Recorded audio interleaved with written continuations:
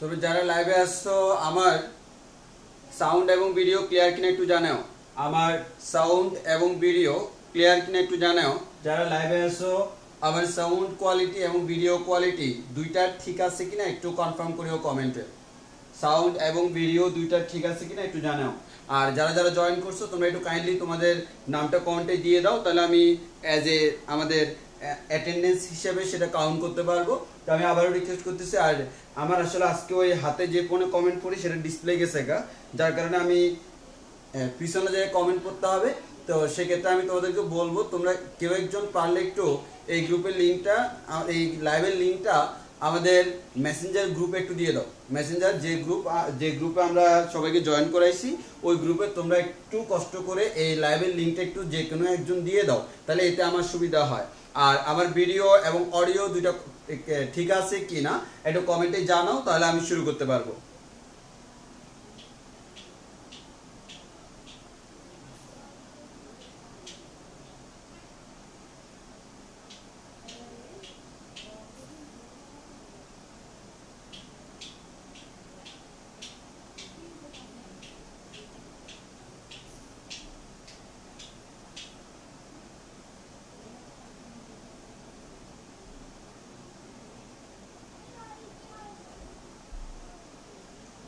ওকে, যে কোনো ধরনের প্রবলেম হলে সাথে সাথে কমেন্টে জানাবা।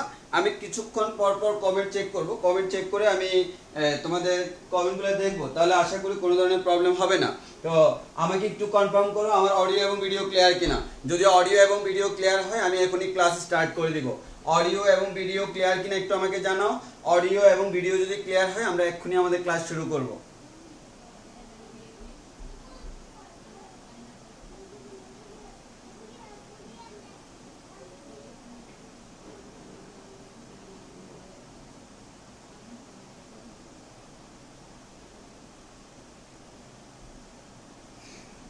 আচ্ছা, তাহলে আমরা শুরু করি। প্রথমত আমি তোমাদেরকে বলে রাখি আমাদের আজকের ক্লাসটাকে আমরা দুইটা অংশে ভাগ করব। আমাদের প্রথম পার্ট হচ্ছে লাস্টে যে ক্লাসটা নিয়েছিলাম ওই ক্লাসে আমরা অনেকগুলো হোমওয়ার্ক দিয়েছিলাম।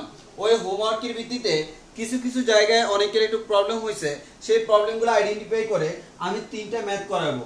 এইটা এইটা এইটা এই তিনটা ম্যাথ আমি তোমাদেরকে এখন করাই দিব কনসেপ্ট সহ। আর এটার জন্য হচ্ছে এই তিনটা ম্যাথ করতে হলে অবশ্যই তোমরা বুঝতে পারতেছো যেহেতু আগের ক্লাস, এর মানে হচ্ছে আমাদের আগের ক্লাসগুলোর সাথে রিলেটেড এই তিনটা ম্যাথ। এই তিনটা ম্যাথ করানোর পর আমি শুরু করব হচ্ছে উপাংশ নিয়ে আলোচনা, এবং এটা হচ্ছে সম্পূর্ণ নতুন একটা টপিকস। এর মানে এই টপিকসের জন্য আমার আগের ক্লাসের সাথে কোনো রিলেশন নাই। আমরা একেবারে ইউনিকলি এই জিনিসটা শুরু করতে পারবো। শুধুমাত্র ভেক্টর কি জিনিস, আমাদের সামান্তরিক সূত্র কি জিনিস এটা জানলেই হবে। আর আমাদের এক্সট্রা নতুন আহামরি কোনো কিছু জানা লাগবে না, আমরা ডিরেক্টলি এখান থেকে প্রমাণ করতে পারবো সবকিছু। তো আমরা তাহলে শুরু করে দিই, কি বলো? তাহলে আমরা আমাদের শুরু করে দিই। প্রথমত হচ্ছে এই তিনটা ম্যাথ নিয়ে আমরা আগাবো। এই তিনটা ম্যাথ করার পর আমরা আরো সামনে দিয়ে প্রসিড করব। তাহলে প্রথমে আমরা এই তিনটা ম্যাথ তোমাদেরকে করাই দিই। তাহলে সবাই একটু খেয়াল করি। আমাদের আজকের ক্লাস হচ্ছে আমাদের 10 নাম্বার লেকচার। এর আগে 9টা হয়েছিল, তো 9টার মধ্যে কেউ যদি কোনো ক্লাস মিস করো তাহলে একটু সিরিয়ালি করে ফেলিও। অবশ্যই তোমরা সিরিয়াল মেনটেন করে ক্লাসগুলো করবা। তো আমি একটা একটা করে ম্যাথ সলভ করাই। প্রথমত আসি, প্রথমে আমরা যেটা সলভ করাবো সেটা হচ্ছে আমার 1 নাম্বার প্রশ্নটা। এটাকে আমরা নাম দিলাম 1 নাম্বার, 2 নাম্বার, 3 নাম্বার। তাহলে আমাদের সলিউশন 1। আশা করি নিচ পর্যন্ত দেখা যাচ্ছে। আমি এই অংশের মধ্যে সলিউশন করব। প্রশ্ন উপরে লেখা আছে, আমার লিখতে সময় লাগবে, সময়টা বাঁচানোর জন্য আগে থেকে আমি লিখে রাখছি। আশা করি এবার কারো কোনো প্রবলেম হবে না। তাহলে সবাই একটু ভালো করে খেয়াল করি। আচ্ছা, যে কোনো প্রবলেম হলে আমাকে অবশ্যই তোমরা কমেন্টে জানাবা। আর আমি এখন তোমাদেরকে জিনিসটা একটু সুন্দরভাবে বুঝিয়ে দিব। হ্যাঁ, আর অল্টারনেটিভ যদি কোনো ওয়ে থাকে সেই অল্টারনেটিভ ওয়ে সহ আমি বলবো, কারণ এখানে বেসিকটা ক্লিয়ার হলে তোমার সামনে কোনো সমস্যা হবে না। তাহলে প্রথমে আমরা 1 নাম্বার ম্যাথটা করব। এই ম্যাথটা ছিল ঢাকা ইউনিভার্সিটি 2010-11 সালে। আমরা আগেই তোমাদেরকে বলছিলাম আমাদের পড়ার স্টাইলটা এমন হবে যেটা দিয়ে আমাদের ভার্সিটি, মেডিকেল, ইঞ্জিনিয়ারিং, এসএসসি সবকিছু কভার হবে। তো আমাদের ঢাকা ইউনিভার্সিটি 10-11 সালের যে প্রশ্নটা সেটা আমরা প্রথমে কভার করব। তার আগে তোমরা তো জানো, আমরা একটু মনে করাই দিই। আমাদের সাপোজ এইদিকে একটা ভেক্টর আছে মনে করো পি ভেক্টর, আর এদিকে একটা ভেক্টর আছে মনে করো কিউ ভেক্টর। এই দুইটা ভেক্টরের যে লব্ধিটা, ওই লব্ধিটা আমি ধরে নিলাম আর। এই আরটাকে আমরা বলি কি পি এবং কিউ এর লব্ধি। আর বের করার নিয়ম কি, আর সমান √p² plus Q square plus 2pq cos of alpha. এবং এখান থেকে আমরা লব্ধির আমাদের ভেক্টর দ্বয়ের মধ্য দিয়ে কোনটাকে আমরা বলি আলফা। এবার লব্ধির দিক মান হচ্ছে থিটা। এই থিটাটা আমরা কিভাবে বের করব, tan থিটা সমান আমরা বলছিলাম sin by cos, sin alpha divided by cos alpha. এবার কথা হচ্ছে আমার কার মান বের করব, থিটার মান। এই থিটাটা কার সাথে আছে, পি এর সাথে, নাই কার সাথে, কিউ। যার সাথে নাই তাকে বসাবো প্লাস অপরটা। এটা হচ্ছে আমার লব্ধির মান এবং দিক নির্ণয় করার আমাদের নিয়মটা, সেটা তোমরা সবাই খুব ভালো করে জানো। এখন আমার এখানে তাহলে আমরা বলতে পারি পি কিউ হচ্ছে আমার যে কোনো দুইটা ভেক্টর, এবং এখানে পি কিউ যে কোনোটাই আমার বড় হইতে পারে, যে কোনোটাই ছোট হইতে পারে, এটা কোনো ফ্যাক্ট না। এবং আলফা হচ্ছে তাদের মধ্যবর্তী কোণ, থিটা হচ্ছে লব্ধি কোন দিকে আছে সেটা। আর আজকে আমি একটা কথা বলে রাখি, আজকে হচ্ছে তোমাদের আমি যেহেতু হাতের ফোনটার প্রবলেম হয়েছে একটু, আমি ছবি তুলতে পারতেছি না, যার কারণে আমি কিছুক্ষণ পর সরে দাঁড়াবো আমাদের মুছার আগে। তখন তোমরা পারলে স্ক্রিনশট তুলে নিও, আর আমি নিজেও ক্লাসের পর স্ক্রিনশটগুলো তোমাদেরকে দিয়ে দিব। তাহলে আমাদের আপাতত এটা আমরা মুছে ফেলতেছি। এটা হচ্ছে আমাদের দ্য মাইটি সামান্তরিক সূত্র। সামান্তরিক সূত্র, যার উপরে ভেক্টরের কোনো কথা নাই। সামান্তরিক সূত্র সবচেয়ে বেশি আমার ইউজেবল। হ্যাঁ, যেমন আমি যদি বলি আমাদের অনেক মানুষ বর্তমানে আমাদের যে মানুষগুলো আছে, ম্যাক্সিমাম মানুষের যে ব্রেনটা হচ্ছে আমার ইউজলেস। হ্যাঁ, আমাদের কিন্তু এই সামান্তরিক সূত্রটা আমার ইউজলেস না, এটা খুব বেশি ইফেক্টিভ, খুব বেশি আমার ইউজ হয়। হ্যাঁ, ওই কারণে আমরা এটাকে আমরা বলতে পারবো ব্রেনের থেকেও শক্তিশালী, কারণ এটা আমার অনেক বেশি আমাদের অনেক বেশি ইউজ করা যায়, অনেক বেশি ব্যবহার করা যায়, অনেক বেশি কার্যকরী, অনেক বেশি কাজে লাগে। এবার আসো তাহলে আমরা এবার আমাদের প্রশ্নের দিকে চলে যাই। দেখো আমি তোমাকে একটা কথাই বলবো, ফিজিক্সের যে কোনো প্রবলেম তুমি সলভ করার জন্য তোমাকে আগে প্রবলেমটাকে ব্যবচ্ছেদ করতে হবে। এই প্রশ্নটা কি বলতে চাইছে সেটা তুমি প্রপারলি ব্যবচ্ছেদ করতে পারো, ভাই আমি একটা কথা বলি, তোমাদের আর কোনো টেনশন নাই, তুমি ডিরেক্টলি ওইখান থেকে আনসার বের করে ফেলতে পারবা। তাহলে একটু ভালো করে খেয়াল করো, দুটি বলের লব্ধির মান 40 নিউটন। এর মানে আমার বল আছে কয়টা, দুইটা। ধরে নিলাম আমার একটা বল হচ্ছে পি আর একটা বল হচ্ছে কিউ, লব্ধি হচ্ছে আর। তাহলে বলা হলো দুইটি বলের লব্ধির মান 40 নিউটন। এর মানে লব্ধি আর এর মান দেওয়া আছে 40 নিউটন। তাহলে দুইটি বলের লব্ধি আর এর মান দেওয়া আছে 40 নিউটন। এবার বললো খেয়াল করো, বল দুইটির মধ্যে ছোট বলটির মান 30 নিউটন। তাহলে যে দুইটা বল আছে এদের মধ্যে দুইটা সমান হইতে পারে, অসমান হইতে পারে। দুইটা যদি অসমান হয়, একটা বড় একটা ছোট, তো আমি তো পি কিউ নিচ থেকে ধরে নিছি। এর মানে যে কাউকে আমি বড় ধরতে পারবো, যাকে আমি বড় ধরবো সে হবে বড়, যাকে আমি ছোট ধরবো সে হবে ছোট। তাহলে আমরা এখান থেকে বলতে পারি কে বড় আমি জানি না, আমি ধরে নিলাম P is greater than Q. মানে আমার ম্যাথের জন্য আমি ধরে নিচ্ছি পিটাকে আমরা বড় ধরবো আর কিউটাকে ছোট ধরবো। এর মানে বড়টার আনসার আসবে পি, ছোটটার আনসার হচ্ছে কিউ। এবার তোমাকে বললো এদের মধ্যে তাহলে দুইটার মধ্যে বড় কে, অবশ্যই আমার কিউটা, আমাদের পিটা বড়, ছোট কে, কিউ ছোট। তাহলে দুইটির মধ্যে ছোটটার মান দেওয়া আছে, কার মান, ছোটটা। তাহলে আমি ছোট কাকে ধরছি, কিউ কে। এই ছোটটার মান হচ্ছে 30 নিউটন। এবার একটু খেয়াল করো, ছোটটার মান 30 নিউটন। ওকে, বুঝে গেলাম। এবার বললো কি, দেখো বল দুটির মধ্যে ছোটটার মান 30 নিউটন এবং লব্ধি বলের লম্ব বরাবর ক্রিয়া করে, কারণ বলটা তো আমার কোনো না কোনো দিক দিয়ে কাজ করবে। এখন সে বলতেছে এমন ভাবে কাজটা করে যে আমাদের কোন বরাবর, লব্ধি বলের লম্ব বরাবর, লব্ধি বলের লম্ব বরাবর, লব্ধি বলের লম্ব বরাবর। তাহলে আমরা একটা কাজ করি, আমরা প্রথমে তোমাকে একটা কথা বলি। মনে করো এইদিকে আমার একটা ভেক্টর আছে পি ভেক্টর, এইদিকে একটা আমার ভেক্টর আছে কিউ ভেক্টর। তাহলে আমরা এখান থেকে বলতে পারি তাদের যে লব্ধিটা, এই লব্ধিটা মোটামুটি তাদের কোথায় থাকে, মাঝামাঝি থাকে। কোন মাঝি, মাঝামাঝি। তাহলে আমরা একটু খেয়াল করি, আমরা বলতে পারি আমাদের দুইটা ভেক্টর তাদের লব্ধিটা সবসময় তাদের মাঝামাঝি থাকে। তাহলে আবার বলো, দুইটা ভেক্টর তাদের লব্ধি কোন মাঝি, মাঝামাঝি। তাহলে আমাদের তাদের লব্ধিটা কোন মাঝি, মাঝামাঝি। তাহলে তাদের মাঝামাঝি কোথাও না কোথাও থাকে। তবে আমরা জানি লব্ধিটা সবসময় বড়টার দিকে সরে থাকে। তাহলে ঠিক মাঝখানে না হয়ে যেটা বড় তার দিকে করে থাকবে, হোয়াট এভার, এটা আমার ম্যাথ করলে আনসার বের হয়ে যাবে। তাহলে আমি কি একটা কথা বলতে পারি, দুইটি বলের মধ্যে দুইটি বলের মধ্যে লব্ধি যেখানে ওই এই দুইটা বল পরস্পর লব্ধির বিপরীত পাশে, এর মানে এটা লব্ধির এক পাশে এটা লব্ধির অন্য পাশে, এগুলো জেনে আমার কি যায় আসে এটা বললে হবে না, তোমার অনেক কিছু যায় আসে। তোমাকে সবসময় মাথায় রাখতে হবে দুইটা বলের লব্ধি যেহেতু মাঝামাঝি কোনো জায়গায় কাজ করে, কোন ধরনের মাঝি?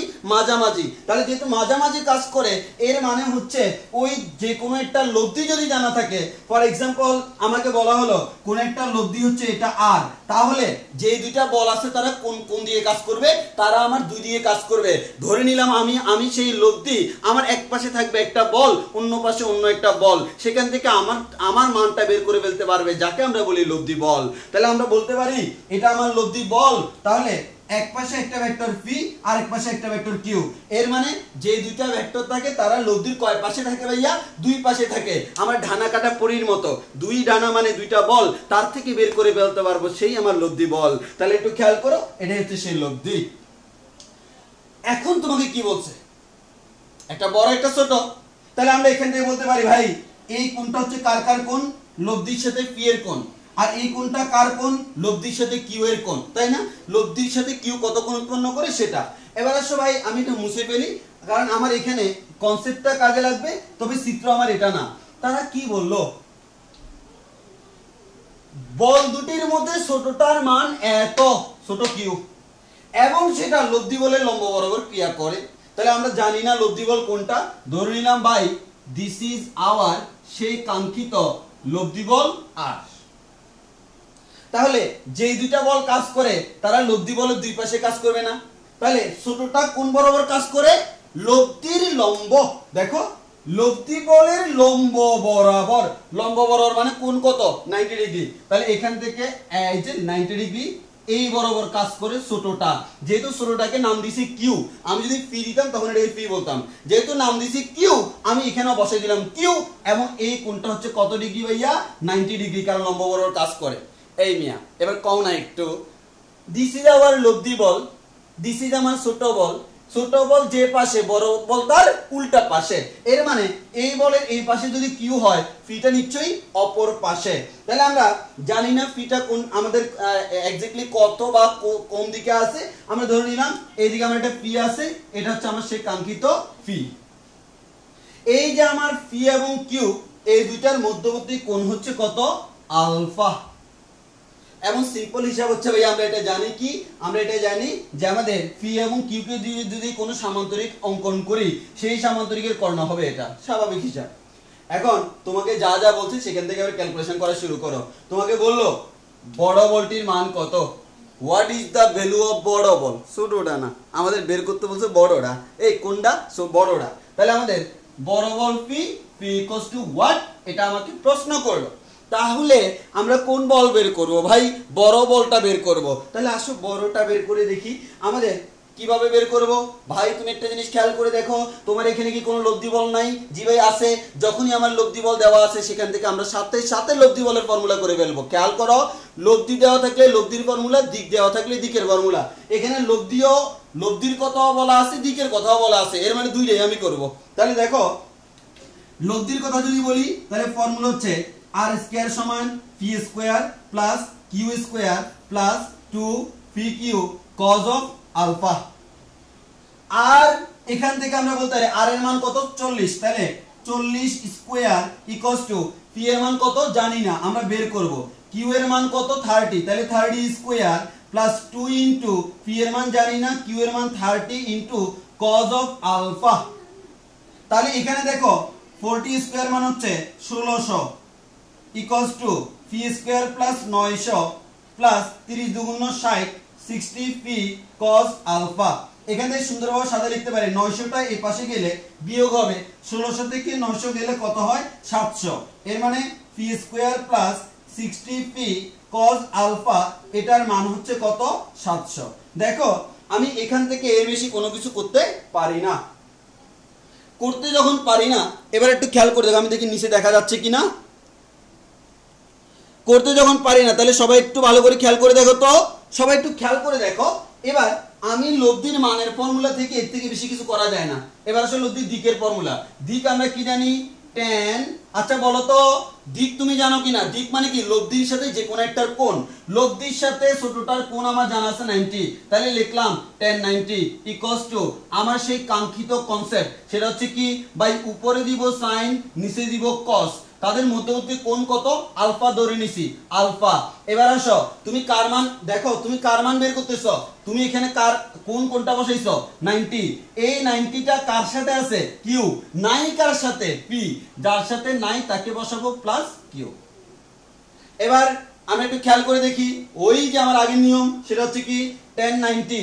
tan 90 এর মান তো আমরা জানি না, তাহলে সিম্পল হিসাবে আমরা বলতে পারি tan 90 সমান হচ্ছে, tan সমান আমরা কি জানি? sin বাই cos না? tan 90 সমান হচ্ছে sin 90 divided by cos 90। sin 90 এর মান 1, cos 90 এর মান 0, এর মানে tan 90 এর মান হচ্ছে 1/0। এই চ্যাপ্টারের যত জায়গায় তুমি লিখবা tan 90 পাইলে সাথে সাথে তুমি বসাবো 1/0, কারণ তুমি যদি না বসাও 1/0 ওই ম্যাথটা তোমার সাথে তোমাকে করবে হিরো, আসলে আলটিমেটলি তুমি ফ্লপ খেয়ে যাবা। এখানে তোমাকে যে জিনিসটা মাথায় রাখতে হবে, tan 90 মান হচ্ছে 1/0। 1/0 সমান কি হয়? এক কথায় phi sin alpha divided by q plus phi cos alpha। এবার একটু খেয়াল করো, বজ্র গুণন করলে কি হয়? এত একে এত এতর শূন্য শূন্য, তাহলে আমরা বলতে পারি q plus phi cos alpha equals to 0। তাহলে এখান থেকে বলা যায় phi cos alpha equals to কত? Minus Q. তাহলে phi cos alpha একটু দেখা যাচ্ছে কিনা আমি একটু দেখি, হ্যাঁ দেখা যাচ্ছে। তাহলে phi cos alpha এর মান পেলাম মাইনাস কিউ, আর মাইনাস কিউ মানে কত? কিউ মানে হচ্ছে 30, তাহলে মাইনাস 30। তাহলে আমরা বলতে পারি এই রিলেশন থেকে জেনে গেলাম phi cos alpha এটার মান মাইনাস 30। একটা জিনিস খেয়াল করে দেখবা, এখানে কিন্তু আমার এই phi cos alpha এর মান কিন্তু জানা নাই, আর এটা যদি আমরা জানি অটোমেটিক phi এর মানটা বের হয়ে যাবে। তাহলে আমরা এখান থেকে যেটা বলতে পারবো, এই phi cos alpha এর মান কত? মাইনাস 30, সেটা এখানে বসাও। বসাইলে কি হয়? phi square plus 60 into minus 30 equals to 700। তাহলে এখানে 3 6 18 মাইনাস 1800, মাইনাস 1800 ডান পাশে গেলে হবে প্লাস 1800, 1800 আর 700 মিলে হয় 2500। এর মানে phi স্কয়ারের মান হয় 2500। phi স্কয়ারের মান যদি 2500 হয়, phi এর মান কত হবে? 50 নিউটন। এটাই আমার आंसर। সবাই একটু কমেন্টে বলি বুঝছি কিনা, এটা ঢাকা ইউনিভার্সিটি 2010-11 সালে আসছিল। ইন্টারমিডিয়েটে এই ধরনের ম্যাথ আসতে পারে, এবং এই ধরনের ম্যাথ তুমি আবার ম্যাথ সেকেন্ড পেপারে গেলেও পাবা। এখানে কনসেপ্ট ক্লিয়ার করে গেল, ম্যাথ সেকেন্ড পেপারের দুইটা চ্যাপ্টার শেষ হয়ে যাবে। হ্যাঁ, তাহলে আমাদের বলো, আমি সিম্পল আমাকে যেভাবে বলছে ঠিক সেভাবে আমি ক্যালকুলেশন করছি। আমি আবারও বলতেছি, আমার দুইটি বলের লব্ধির মান 40 নিউটন বলছে লব্ধি, তাদের মধ্যে ছোটটার মান 30 নিউটন বলছে। কোনটা বড় কোনটা ছোট আমি জানি না, আমি ধরার সময় ধরছি পিটা আমার কিউ এর থেকে বড়। তাহলে পি যদি আমার বড় হয়, তাহলে নিশ্চয়ই ছোট মানে কিউ এর মান, আর বের করতে হবে বড়টার মান, এর মানে পি এর মান বের করতে হবে। এবার দেখো ইনফরমেশন কি কি দেওয়া আছে, দুইটা ইনফরমেশন দেওয়া আছে। একটা হচ্ছে লব্ধির মান, যখনই বলছে লব্ধির মান সাথে সাথে লব্ধির ফর্মুলা করে ফেলবা। আরেকটা ইনফরমেশন দেওয়া আছে লব্ধির সাথে ছোটটার কোণ, যখনই কোণ দেওয়া আছে কোণের ফর্মুলা করে ফেলবা। এখন তুমি লব্ধির ফর্মুলা করতে যেয়ে ক্যালকুলেশন করলা, আর কোণের ফর্মুলা বের করতে যেয়ে ক্যালকুলেশন করলা। এই কোণের ফর্মুলায় যে জিনিসটা পাইলা পি কজ আলফা, এটার মান তুমি এখানে বসাই দিবা। এই ম্যাথটা মানে এখন যেটা করাইছি না, তুমি ম্যাথ সেকেন্ড পেপারে গেলে এই ম্যাথটা হচ্ছে হট লেভেলের একটা ম্যাথ, মানে সেই লেভেলের ইম্পর্টেন্ট। সেখানে হয়তো মান দেওয়া থাকবে না, কিউই থাকবে। ওই কিউটাই আমাদের পি কজ আলফার জায়গায় মাইনাস কিউ বসালে তুমি নতুন একটা সূত্র পাবো, সেটাই আমাদের ম্যাথ হয়ে গেছে। হ্যাঁ, ওইটাই আমাদের প্রমাণ করতে বলে। হুবহু সেম কনসেপ্ট আমরা সেখানে অ্যাপ্লাই করবো। এখানে কনসেপ্ট ক্লিয়ার করো, সেখানে আর টেনশনের কোনো কারণ নাই। এবং এটা প্রচুর পরিমাণ বোর্ডে আসছিল ম্যাথ সেকেন্ড পেপারে, ফিজিক্সে না, কিন্তু আমার ফিজিক্সে ঢাকা ভার্সিটিতে আছে। এখন বলো কারো কোনো কনসেপ্ট ক্লিয়ার আছে কিনা, কোনো কনফিউশন আছে কিনা? তবে আমি তোমাকে এখন আরেকটা, আরে ভাই আমি এত বড় করে না করে যদি খুবই ছোট করে করতে পারি, আমি সেটা করব না? আমি এখন তোমাকে সেটাই দেখাবো। এতটুকু কনসেপ্ট সবার ক্লিয়ার কিনা একটু বলো তো।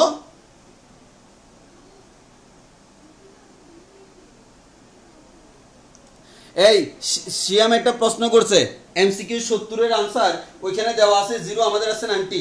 সত্যি কথা বলতে ওইটার আনসার 90 হবে, ওইখানে আনসারটা ভুল দেওয়া আছে। আমি দেখছি এটা আনসার 90 ডিগ্রি হবে, ওইখানে আনসার ভুল দেওয়া আছে, 0টা ভুল। এই সবাই বলো এতটুকু ক্লিয়ার কিনা।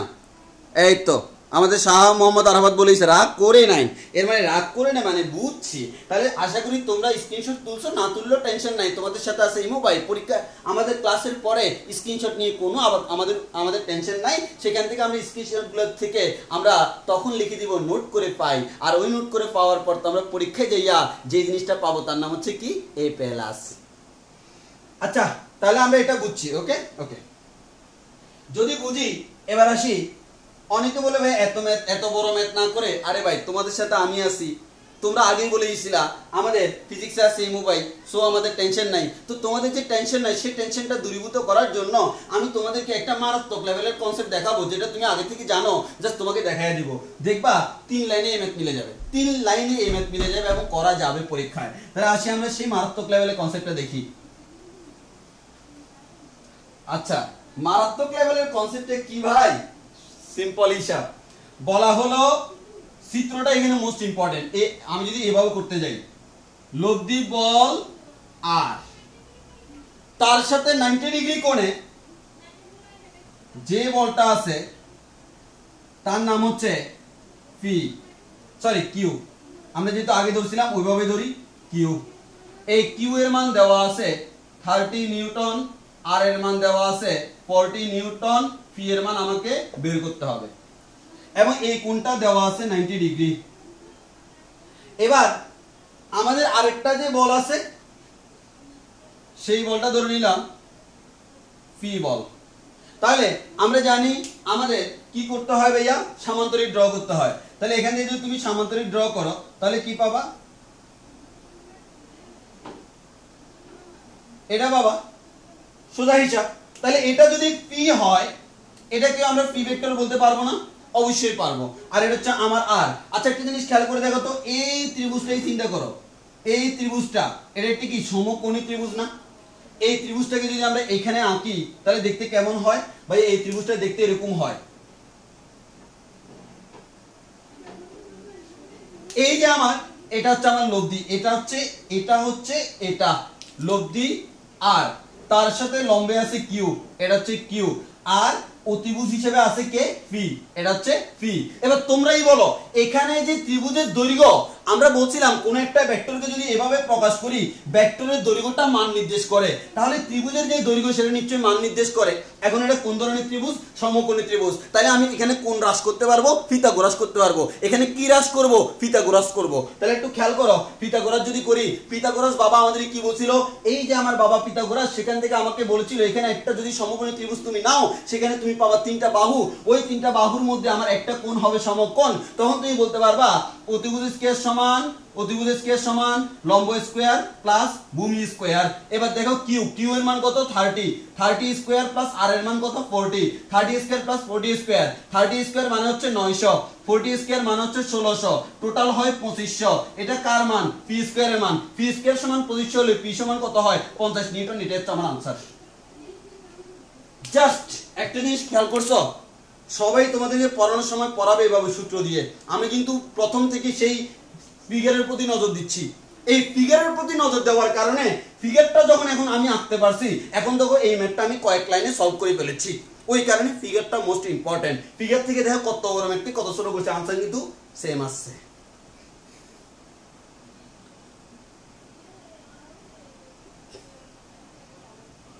এই তোমরা এটা বুঝছো? নিচ পর্যন্ত আশা করি দেখা যাচ্ছে। হ্যাঁ দেখা যাচ্ছে। এই তোমরা এটা বুঝছো কিনা? তাহলে বলো তো বুঝছো কিনা যে আমাদের এখানে কি হয়, আমাদের ওই যেহেতু সমকোণ বলি, যে সমকোণী ত্রিভুজ, তাহলে আমরা বলতে পারি এটা যদি আমার লব্ধি হয়, এটা হচ্ছে তার লম্ব হবে একটা বাহু, আর আরেকটা তো অবশ্যই তোমরা তো একটা ত্রিভুজ গঠন করা ছাড়া তো আর আমাদের এটা বলতে পারবা না পি এবং কিউ এর লব্ধি মানে কি। পি এবং কিউ এর লব্ধি মানে আর মানে হচ্ছে পি এবং কিউ কোন একটা ত্রিভুজের মধ্যে একই ক্রমে আছে আরটা ভিন্ন ক্রমে আছে। এখন দেখো এখানে সেটাই হয়েছে, এই ত্রিভুজের মধ্যে এই দুইটা একই ক্রমে আরটা ভিন্ন ক্রমে। এবং আমরা ওই ত্রিভুজটাকে আলাদা করে যদি চিন্তা করি, তখন আমি এখানে পিথাগোরাস অ্যাপ্লাই করলে এই ম্যাথটা দুই লাইনে মিলে যায়। এই সবাই বুঝছো কিনা? বুঝছো একটু বলো, বুঝছো কিনা সবাই? হ্যাঁ, তাহলে এই নিয়মটা তোমরা হয়তো কোথাও পাওয়া না, কেউ তোমাদেরকে বলবেও না, বাট এটা হচ্ছে আমার সম্পূর্ণ নিজস্ব একটা পদ্ধতি। বাট পরীক্ষা করা যাবে, কারণ এখানে কোনো ভুল নাই, করা যাবে পরীক্ষায়। এত বড় করে করার কি দরকার যদি আমরা এই ছোট্ট করে ফেলতে পারি? খুবই সোজা না? খুবই সোজা। জাস্ট বেসিকটা ক্লিয়ার রাখো, নিত্য নতুন কনসেপ্ট তোমার মাথায় আইসা হানা দিবে, হ্যাঁ, তবে মাথায় আঘাত পাবে না, টেনশন নিও না। ওকে, তাহলে আমাদের 1 নাম্বার ম্যাথটা শেষ। আমরা 1 নাম্বার ম্যাথটা মুছে ফেলি, যেহেতু শেষ তাকে আর রেখা দরকার নাই, যেই আমার শেষ তাকে আমরা করে দিব শেষ। এবার দেখো, এবার আমাদের এর পরের ম্যাথ,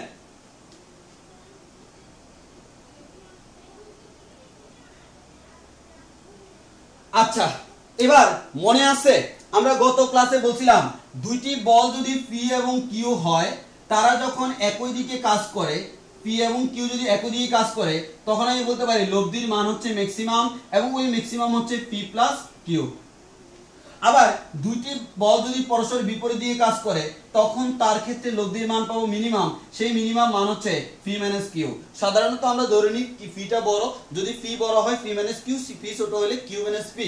আপাতত আমরা পি মাইনাস কিউ ধরেছি। তাহলে একটা জিনিস বলতে পারি, লব্ধির সর্বোচ্চ মান মান হচ্ছে পি প্লাস কিউ, লব্ধির সর্বনিম্ন মান হচ্ছে পি মাইনাস কিউ, যেখানে পি হচ্ছে ওই পি এবং কিউ হচ্ছে ওই কাঙ্ক্ষিত দুইটা বল। তাহলে যাদের লব্ধি বের করব তারা হচ্ছে পি এবং কিউ, লব্ধির সর্বোচ্চ মানটা এত, লব্ধির সর্বনিম্ন মানটা হচ্ছে এত। এটা আমরা লাস্ট ক্লাসে পড়ছি, ঠিক কি না? ওকে, তাহলে লব্ধির সর্বোচ্চ মান কখন? তারা একই দিকে কাজ করলে তখন হয় পি প্লাস কিউ, তারা বিপরীত দিকে কাজ করলে পি মাইনাস কিউ, তখন হচ্ছে আমার লব্ধির সর্বনিম্ন মানটা আমরা পেয়ে যাব। এবার আসো আমি জাস্ট মনে করাই দিলাম, এবার আমি সেই কনসেপ্টটা তোমাদেরকে এখানে দেখাই দিই। তাহলে দেখো ভাইয়া, তোমাকে প্রশ্নে কি বলছে? প্রশ্নে বললো দুইটি বলের লব্ধির সর্বোচ্চ মান 28 নিউটন। তো বল দুইটা কে কে তো আমি জানি না, শুরুতে লিখতে হবে। তাহলে আমরা সলিউশন এবার 2 নাম্বার ধরি বল দুইটি যথাক্রমে পি এবং কিউ। এবার আসো, তাহলে আমরা এখান থেকে বলা হলো লব্ধির সর্বোচ্চ মান মানে কি? পি প্লাস কিউ, তার মান দেওয়া আছে 28।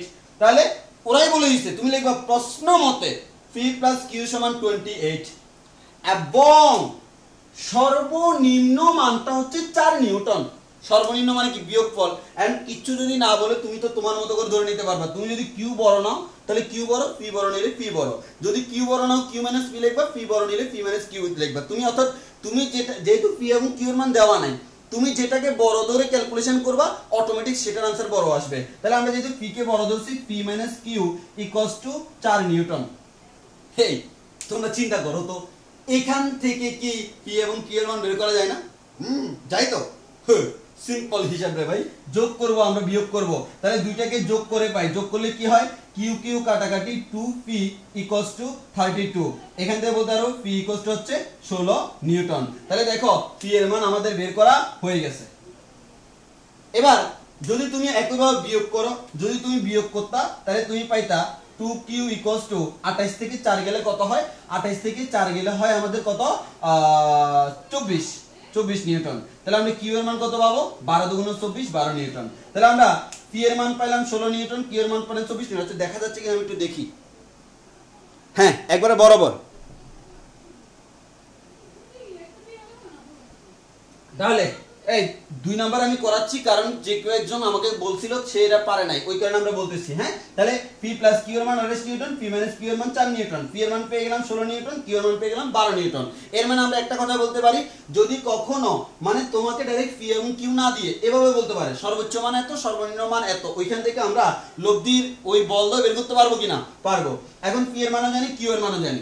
এবার প্রশ্নে কি বলছে দেখো, বল দুইটি পরস্পর 90 ডিগ্রি কোণে একটি কণার উপর ক্রিয়া করলে লব্ধি বল কত? বল দুইটি কত ডিগ্রি কোণে ক্রিয়া করে? 90 ডিগ্রি কোণে। এই দুইটা বল কোণেটা কণার উপর পরস্পর 90 ডিগ্রি কোণে ক্রিয়া করে, একদিকে পি আর একদিকে কিউ। তাহলে আলফার মান কত ডিগ্রি? 90 ডিগ্রি বলা আছে।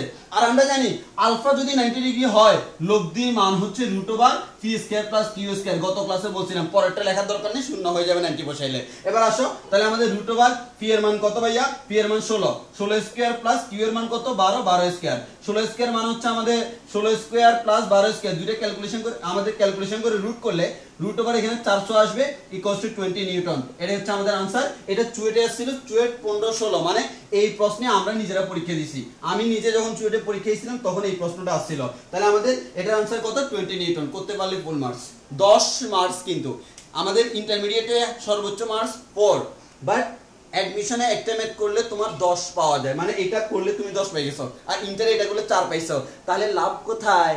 লাভ অবশ্যই অ্যাডমিশনে। এই সবাই বুঝছে কিনা একটু বলো তো, সবাই বুঝছে কিনা এটা?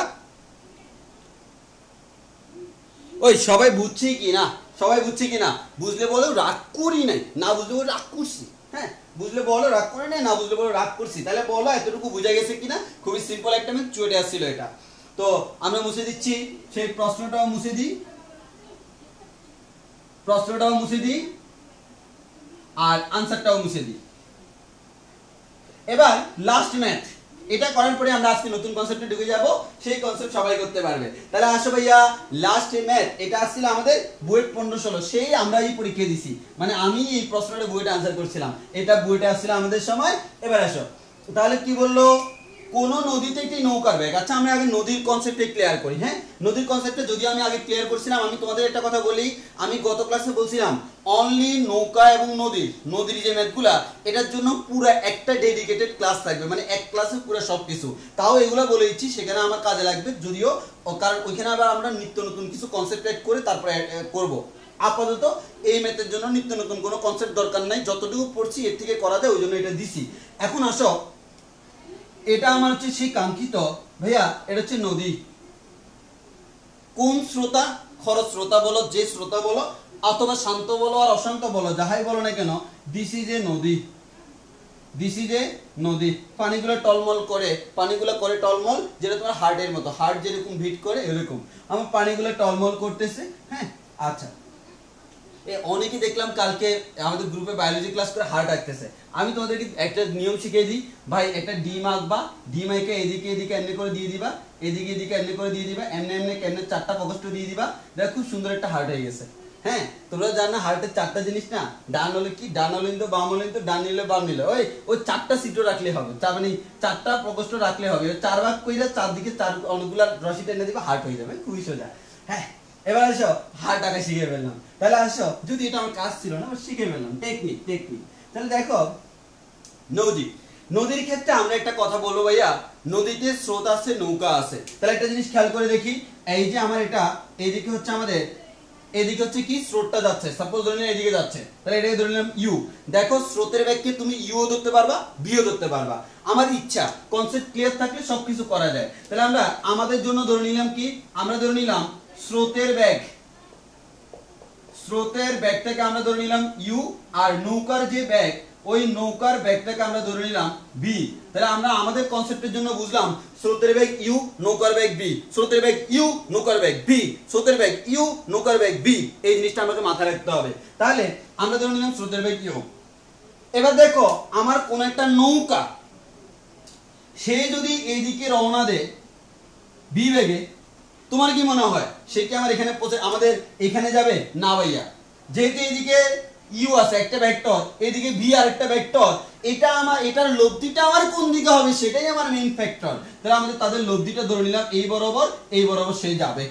তাহলে ইউ এবং ভি এর লব্ধি যদি আর হয়, এর মানে বুঝতে পারতেছো আমার ইউ স্রোতের বেগ এত, নৌকার বেগ এত। এটা কিন্তু নৌকার প্রকৃত বেগ না, কারণ নৌকাটা আসলে এত বেগে যায় না, এত বেগে রওনা দিছে, সে এত বেগে যাওয়ার চেষ্টা করতেছে, কিন্তু স্রোতের কারণে তার ব্যাগটা হয়ে যায় কত, এই আর সমান কত, √u² + b² + 2ub cos of α। তাহলে কখনো যদি পরীক্ষায় বলে নৌকার প্রকৃত বেগ কত বা লব্ধি বেগ কত, এর মানে তুমি স্রোতার নৌকার লব্ধি বের করবা, লব্ধি বের করলে লব্ধি বেগ বা আমাদের প্রকৃত বেগ পেয়ে যাবে। এটা হচ্ছে নৌকার প্রকৃত বেগ। নৌকার কোন বেগ?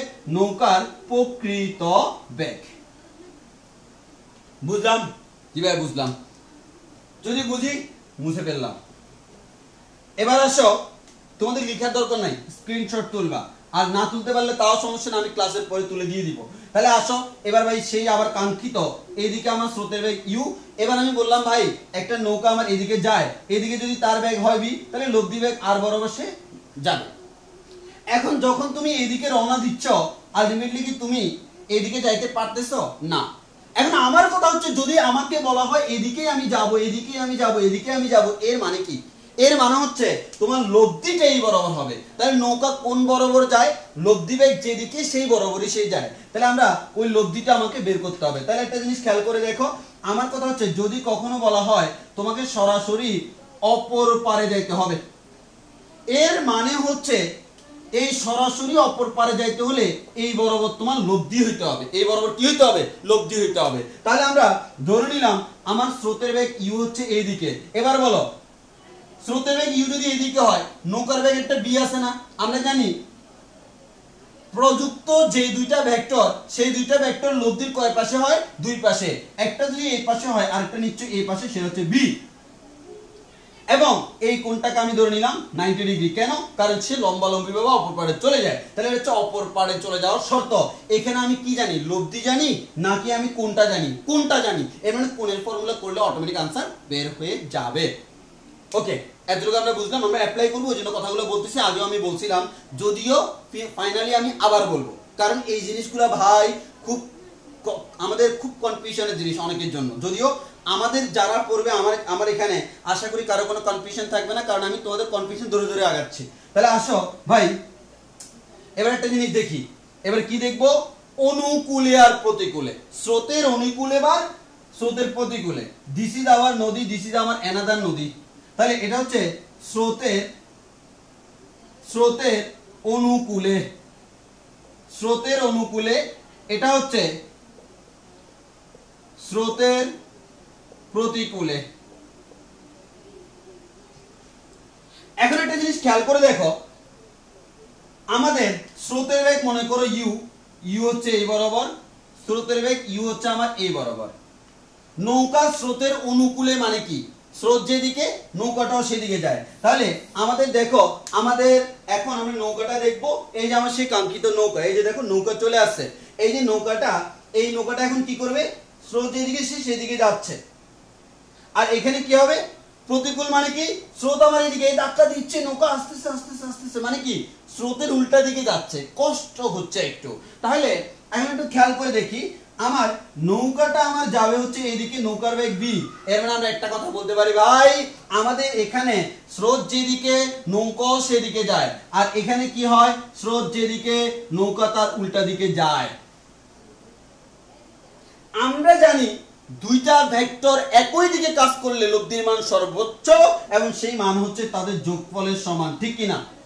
আর বিপরীত দিকে কাজ করলে বিয়োগফলের সমান, ইউ ডিফারেন্স বি।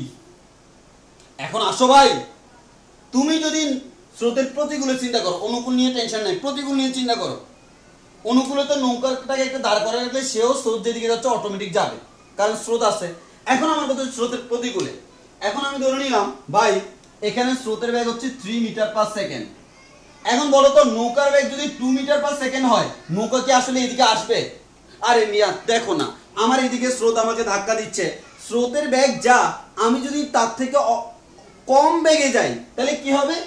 এই স্রোতের 3 থেকে 2 কে নৌকাটা ব্যাকআপ দিবে, বাকি 1 এর কারণে নৌকাটা আসলে স্রোতের দিকে যাবে। সে যাইতে চাচ্ছে এদিকে কিন্তু পারবে না।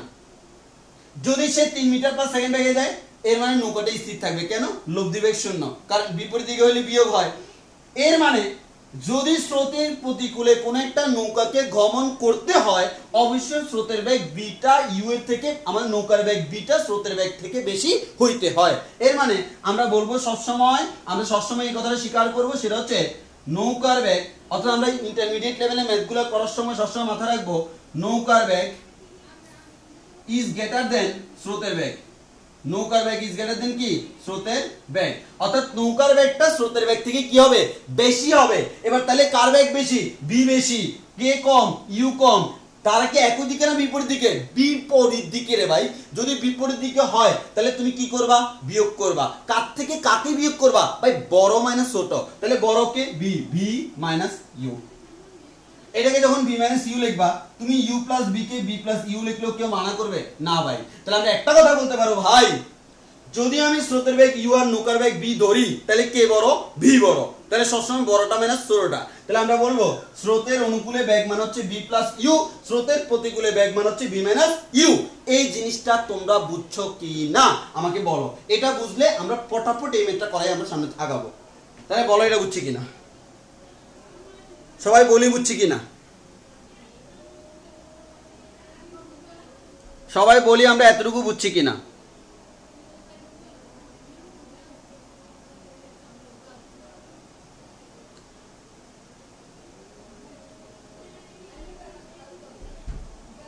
আচ্ছা, একজন বলল অনুকূল প্রতিকূল দুই ক্ষেত্রে কিনা। হ্যাঁ, আমি তোমাকে বলি, আমার অনুকূলের ক্ষেত্রে এটা কোনো ফ্যাক্ট না।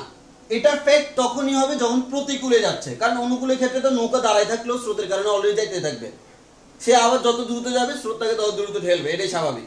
বাট ঝামেলাটা হয় প্রতিকূলে, ওই কারণে আমরা বলি সাধারণত আমাদের ম্যাথগুলো করার সময় অনুকূল প্রতিকূল একসাথে থাকে। তো যখন একসাথে থাকবে তাহলে তুমি বুঝতেই পারতেছো অবশ্যই নৌকার বেগ বেশি না হলে কিন্তু সে প্রতিকূলে যাইতে পারবে না। ওই কারণে আমরা সবসময় ধরে নিই নৌকার বেগ ইজ গ্রেটার দেন স্রোতের বেগ।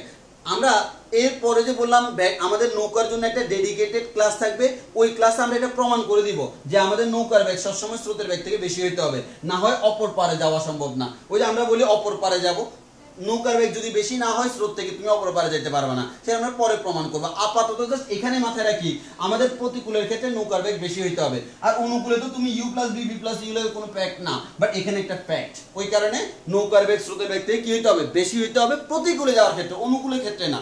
আমাদের শর্ত হচ্ছে প্রতিকূলের ক্ষেত্রে, বাট ম্যাথের ক্ষেত্রে তোমাকে অনুকূল প্রতিকূল একসাথে দেওয়া থাকবে। মানে এই নৌকাটা এত বেগে যায়, এত বেগে সে অনুকূলেও যায়, এত বেগে সে প্রতিকূলেও যায়।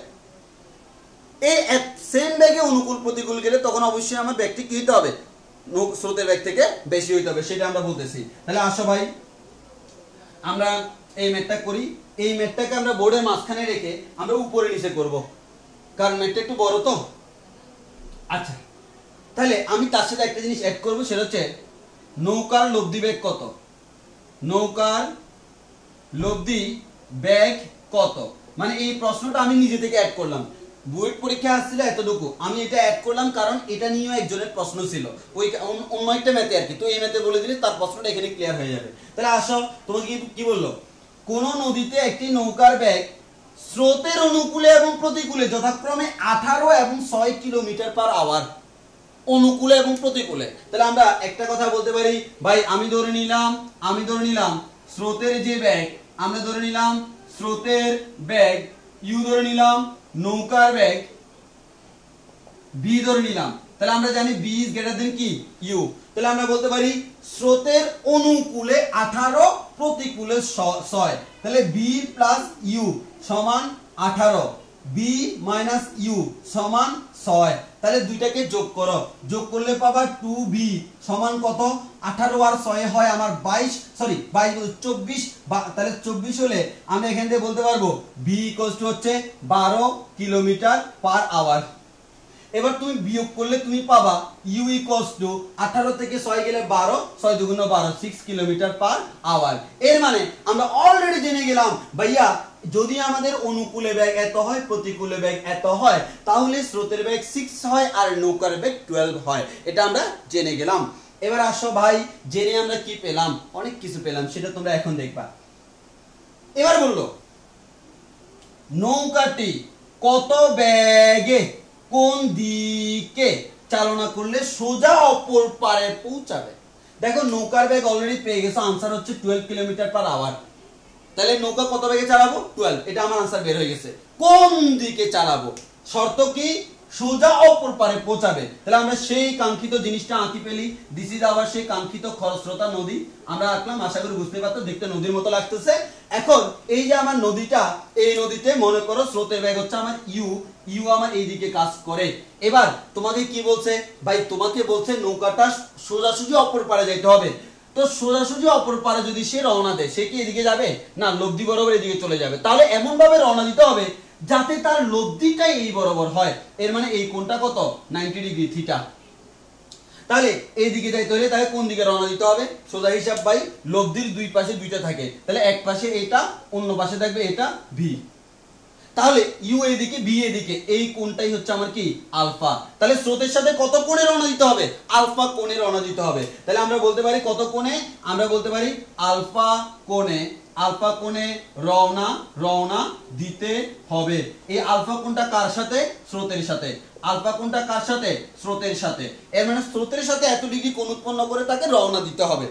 এবার আসো ভাই, যদি এটা করি তাহলে আমরা সিম্পল বলতে পারবো, আমি কি জানি, আমি 90 জানি। তাহলে আমরা এখান থেকে বলতে পারবো ভাইয়া সলিউশন tan 90 ইকুয়ালস টু হচ্ছে আমাদের sin alpha divided by cos alpha. কার মান বের, আমরা কোনটার ধরে ক্যালকুলেশন করতেছি? 90 ধরে। এই 90টা কার সাথে আছে? u এর সাথে। নাই কার সাথে? v টাকে বসাবো প্লাস u। দেখো সব ম্যাথ কত ইজি হয়ে যাচ্ছে আমাদের এই কনসেপ্টের কারণে। বইতে তো আর এভাবে থাকবে না, টেকনিক্যালি পড়তে হবে, কোনো ম্যাথ ভুল হবে না ভাই। এটা আমার অ্যাডমিশন হোক যাই হোক, ভুল হওয়ার কোনো উপায় নাই, কারণ সাথে আছে আমি ইমো পাই। তাহলে আসো, তাহলে আমরা এখানে tan 90 কি মানে কত জানি? 1/0। তাহলে আমি একসাথে লিখে ফেলি 1/0, মানে তুমি পড়ায় লিখবা। বজ্রগুণন করলে কি হবে? u plus b cos alpha equals to হচ্ছে কত? 0। এখান থেকে পাবা cos আলফা ইকুয়ালস টু হচ্ছে minus u divided by v। তাহলে cos আলফা, তাহলে আলফা ইকুয়ালস টু কি হয়? আলফা ইকুয়ালস টু হচ্ছে cos inverse minus u by b। u এর মান কত? u এর মান হচ্ছে 6, b এর মান হচ্ছে 12। 6 বাই 12 মানে হাফ, তাহলে মাইনাস হাফ মানে কত ডিগ্রি? 120 ডিগ্রি। তাহলে আলফা সমান 120 ডিগ্রি। এর মানে 120 ডিগ্রি কোণে যদি 12 কিলোমিটার পার আওয়ার বেগে কোন একটা নৌকা রওনা দেয়, আমাদের যেখানে স্রোতের বেগ এত, ওই নৌকাটা সোজা অপর পারে যাইয়া পৌঁছাবে। এবার আমি তোমাদেরকে একটা প্রশ্ন অ্যাড করছিলাম, ভাই লব্ধি বেগ কত? তাহলে লব্ধি বেগ কত হবে? লব্ধি বেগ r ইকুয়ালস টু বলা যায় √u square plus b square plus 2ub cos of alpha. এবার আসো u এর মান কত? 6 square plus 12 square plus 2 * 6 * 12 cos of আলফার মান কত? 120। এবার তুমি ক্যালকুলেশন করো, এখানে 6 6 36, 12 12 144, আমাদের এখানে মাইনাস হবে cos 120 ডিগ্রি না, মানে হচ্ছে মাইনাস হাফ, 2 2 কাটা যাবে। তাহলে আমরা এখানে 6 12 72, তাহলে 36 plus 144 minus 72 root over calculation করলে যা আসে সেটা হচ্ছে নৌকার লব্ধি বেগ বা প্রকৃত বেগ। তাহলে এটা লব্ধি বেগও হইতে পারে, আবার নৌকার প্রকৃত বেগও হইতে পারে, অর্থাৎ আলটিমেটলি সে কত বেগে যাবে, প্রকৃত বেগটা। তাহলে আশা করি তোমরা বুঝতে পারছো। এতটুকুর মধ্যে কারো কোনো প্রবলেম আছে কিনা বলো, যদি না থাকে আমরা সামনের দিকে আগাবো। তাহলে আমি আবারও বলতেছি ভাইয়া, এতটুকুর মধ্যে কারো কোনো প্রবলেম আছে কিনা একটু জানাও, এতটুকুর মধ্যে কোনো প্রবলেম আছে কিনা। আমি কমেন্ট করতেছি, তোমরা জানাও এতটুকুর মধ্যে প্রবলেম আছে কিনা। এবার আমরা নতুন কনসেপ্ট শুরু করব। আশা করি এই ম্যাথ থেকে তোমরা অনেক কিছু শিখছো। আমি তোমাদেরকে হোমওয়ার্ক দিচ্ছি একটাই কারণে, আমি নিজে করে দিতে পারতাম, বাট এখন তোমরা ট্রাই করে দেখছো, এই ম্যাথে তোমাদের প্রবলেম হচ্ছে, তোমার মাথায় গেঁথে গেছে। তাহলে আমাদের দেখো, আমাদের এতক্ষণ পর্যন্ত আগে আমি যদি ডাইরেক্ট করা দিতাম, তুমি যতটুকু গুরুত্ব দিতা, এখন আশা করতেছি গুরুত্ব আরো বেশি দিবা। কেন? কারণ তুমি বাসায় ট্রাই করছিলে, কোন কোন জায়গায় তুমি প্রবলেম ফেস করছো সেগুলো যখন তুমি জেনে গেছো, এখন তোমার কাছে মনে হবে হ্যাঁ আমি আসলে এই জায়গায় ভুল করছিলাম, মনে থাকবে বেশি। ওই কারণে বলি, তুমি যত ইচ্ছা আমাদের ভুল করবা, আর একটা কথাই বলবা, ভুল করতে আমি ভালোবাসি, তবে পরীক্ষার হলে আমি ভুল করে নাহি আসি। কারণ পরীক্ষার হলে ভুল করা যাবে না। পরীক্ষার আগে তুমি যত ইচ্ছা ভুল করো, সেটা দিয়ে তুমি শুধরাইতে পারবা, পরীক্ষার হলে ভুল করা যাবে না। তাহলে আমাদের এই নীতিতে আমাদের চলতে হবে। সবাই বুঝছি কিনা? তাহলে ফাইনালি একবার বলি, রাগ করছি কি রাগ করি নাই, একটু কমেন্টে বলো, সবাই বলো রাগ করছি কি রাগ করি নাই। হ্যাঁ বলো, তারপর আমরা নতুন কনসেপ্টে যেতে পারবো। আজকে দারুণ একটা কনসেপ্ট পড়াবো, দুর্দান্ত একটা কনসেপ্ট আমরা শুরু করবো এখন। আমরা তোমাদের ওই যে হোমওয়ার্ক গুলো করাইতে করাইতে আসলে একটা টাইম চলে গেছে। এরপরেও যদি কারো কোনো প্রবলেম বাকি থাকে, আমি ক্লাসের লাস্টে দিয়ে বলবো। মানে আপাতত হচ্ছে আমরা নতুন কনসেপ্টটা শুরু করে দিই। আমাদের আজকের ক্লাসটা করার পর দেন আরো কিছু প্রবলেম, দুই একজনের কিছু প্রবলেম থাকতে পারে, সেগুলো প্রয়োজন আমরা নেক্সট ক্লাসে শুরুতেও বলতে পারবো। কারণ হচ্ছে আবার এগুলা লিখা তারপর সলভ করা একটু ঝামেলা, তাতে আবার নতুন কোনো কনসেপ্ট না পড়লে কেমন কেমন লাগে। তো আজকে আমরা উপাংশ পড়াবো। তাহলে সবাই আমাকে আগে এতটুকু ক্লিয়ার করো, তোমাদের যতটুকু পড়াইছি আমাদের এতটুকু বুঝছো কিনা, আর আমরা নতুন কনসেপ্ট শুরু করতে পারি কিনা দেখি বলো। আমরা নতুন কনসেপ্ট শুরু করতে পারবো কিনা বলো সবাই।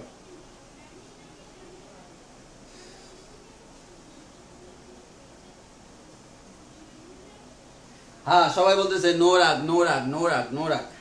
ওকে, খালি হারাক বলিও না, হারাক বলিও না, নো রাগ বলো, কোনো সমস্যা নেই। এই নো রাগ তো বাচ্চা কাচ্চার নামও রাখা যায়, সুন্দর না? নো রাগ, রাগ করবে না, তাহলে জীবনে রাগ করবে না, খুব সুন্দর বাচ্চা হবে, ভালো।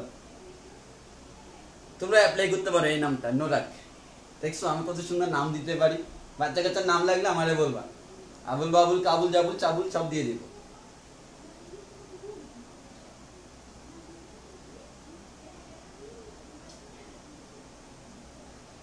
আচ্ছা, তাহলে আমরা এখন নতুন কনসেপ্ট শুরু করব। তার আগে দেখিনি তোমাদের কি অবস্থা।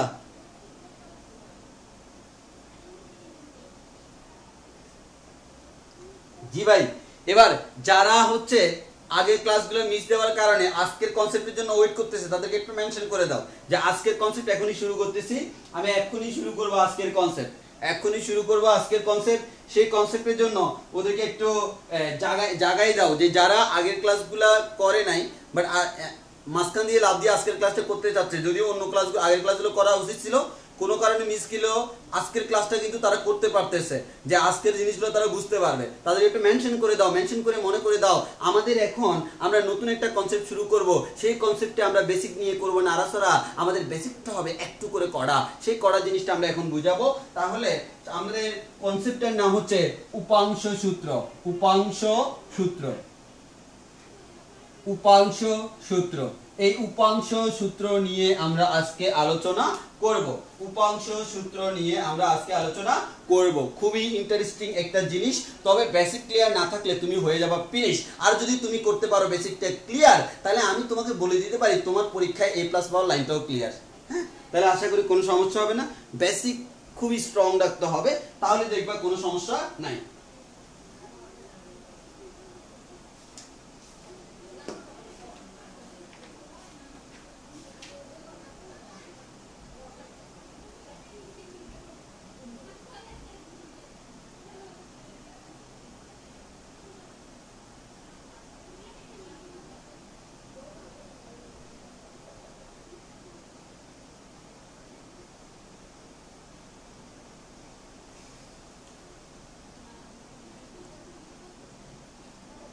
আচ্ছা, এবার তাহলে আমরা শুরু করি।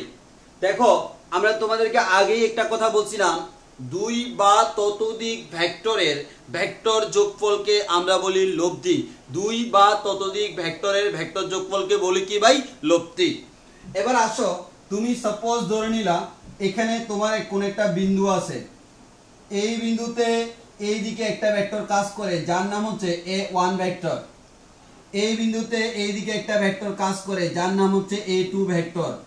এর মানে এদিকে একজনে ধাক্কা দিচ্ছে, এদিকে একজনে ধাক্কা দিচ্ছে। তোমার কি মনে হয় এই বিন্দুটা খুবই আরাম পাচ্ছে? হইতেও পারে।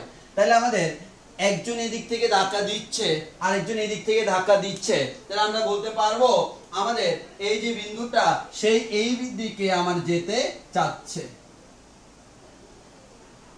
এ নাম দিলাম। এর মানে কি? এই দুজনের প্রভাবে সে এদিকে যায়। একজন এই বস্তুটাকে ধরে এদিকে ধাক্কা দিল, একজন এভাবে, সে আমার আরেক দিকে চলে গেল।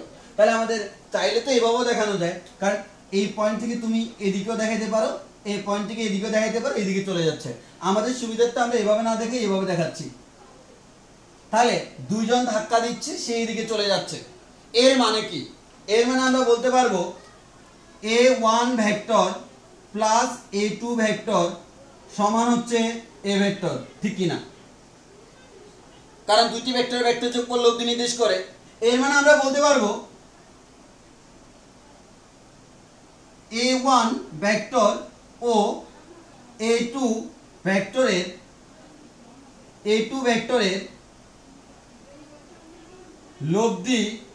লব্ধি হচ্ছে A ভেক্টর। তাহলে আমি কি বললাম? A1 এবং A2 ভেক্টরের লব্ধি হচ্ছে A ভেক্টর। যদি A1 এবং A2 ভেক্টরের লব্ধি যদি A ভেক্টর হয়, এবার আমার প্রশ্ন আসবে, ভাই এখান থেকে বুঝলাম A1 এবং A2 এর লব্ধি, দুইটার লব্ধি হচ্ছে A, তাহলে আমার A1 আর A2 টা আসলে কে? এই প্রশ্ন আসবে না?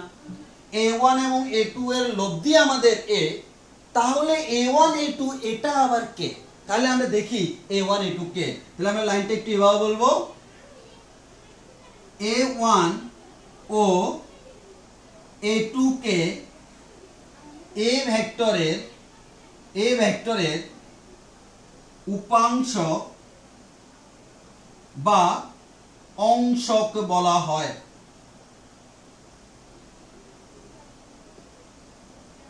তাহলে কি বললাম? A1 O A2 K A vector এর উপাংশ বা অংশক বলা হয়। আবার বলতেছি, A1 এবং A2 কে A ভেক্টরের উপাংশ বা অংশক বলা হয়। এর মানে আমরা বলতে পারি A1 এবং A2 হচ্ছে A এর উপাংশ বা অংশক। এবার আসো সেকেন্ড একটা एग्जांपल। এখানে আমার তিনটা ভেক্টর আছে। এবার v1 v2 and v3 তিনটা ভেক্টর, এই তিনটা ভেক্টর কোন একটা বিন্দুতে কাজ করে। তাহলে তিনজনে মিলে ধাক্কা দিলে এই বস্তুটা কোনো না কোনো একদিকে তো যাবে। জি ভাই, যেদিকে যাবে সেটা হচ্ছে তার লব্ধি। লব্ধিটা হচ্ছে b ধরে নিলাম। এর মানে তাহলে আমরা বলতে পারবো ভাইয়া v1 vector plus v2 vector plus v3 vector equals to b vector. লব্ধি যে সব সময় দুইটা ভেক্টরের হয় তা কিন্তু না।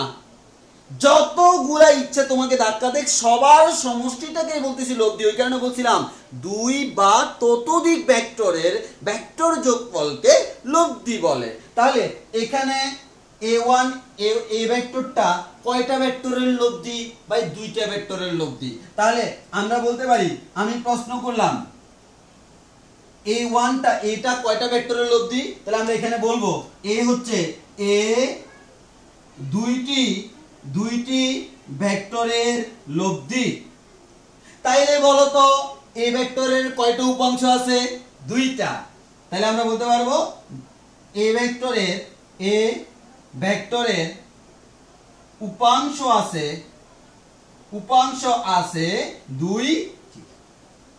তাহলে আমি আবার বলতেছি a, একটু ভালো করে খেয়াল করো, আবারও বলতেছি a হচ্ছে কয়টা ভেক্টরের লব্ধি? দুইটা। a যেহেতু দুইটা ভেক্টরের লব্ধি, তাহলে a এর উপাংশ কয়টা? দুইটা। a যেহেতু দুইটা ভেক্টরের লব্ধি, এর উপাংশ কয়টা? দুইটা। এবার আমি কি বলতে পারি, এই bটা হচ্ছে b1 b2 b3 এর লব্ধি। তাহলে আমরা এখান থেকে বলতে পারি ভাইয়া b ভেক্টর b1 এবার বলি b1 b2 b3 ভেক্টরের লব্ধি b বলতে পারি কিনা? তাহলে b1 b2 b3 ভেক্টরের লব্ধি হচ্ছে b। তাহলে আমরা উল্টাভাবে বলতে পারি b1 b2 b3 কে b ভেক্টরের অংশক বা উপাংশ বলা হয়। আমি দেখো ডেফিনিশন দেওয়া ছাড়া ডাইরেক্ট অ্যাপ্লিকেশনে চলে গেছি। এই অ্যাপ্লিকেশন থেকে আমরা বানাবো ডেফিনিশন। তাহলে আসো, তাহলে আমরা এখানেও আবার সেই কাঙ্ক্ষিত দুইটা কথা বলতে পারি। কোন দুইটা কথা? এই যে আমার বি, সে কয়টা ভেক্টরের লব্ধি? দেখি তোমরা বলো তো, আমার বিটা কয়টা ভেক্টরের লব্ধি? সবাই কমেন্টে বলো, আমি দেখতেছি বিটা আমার কয়টা ভেক্টরের লব্ধি।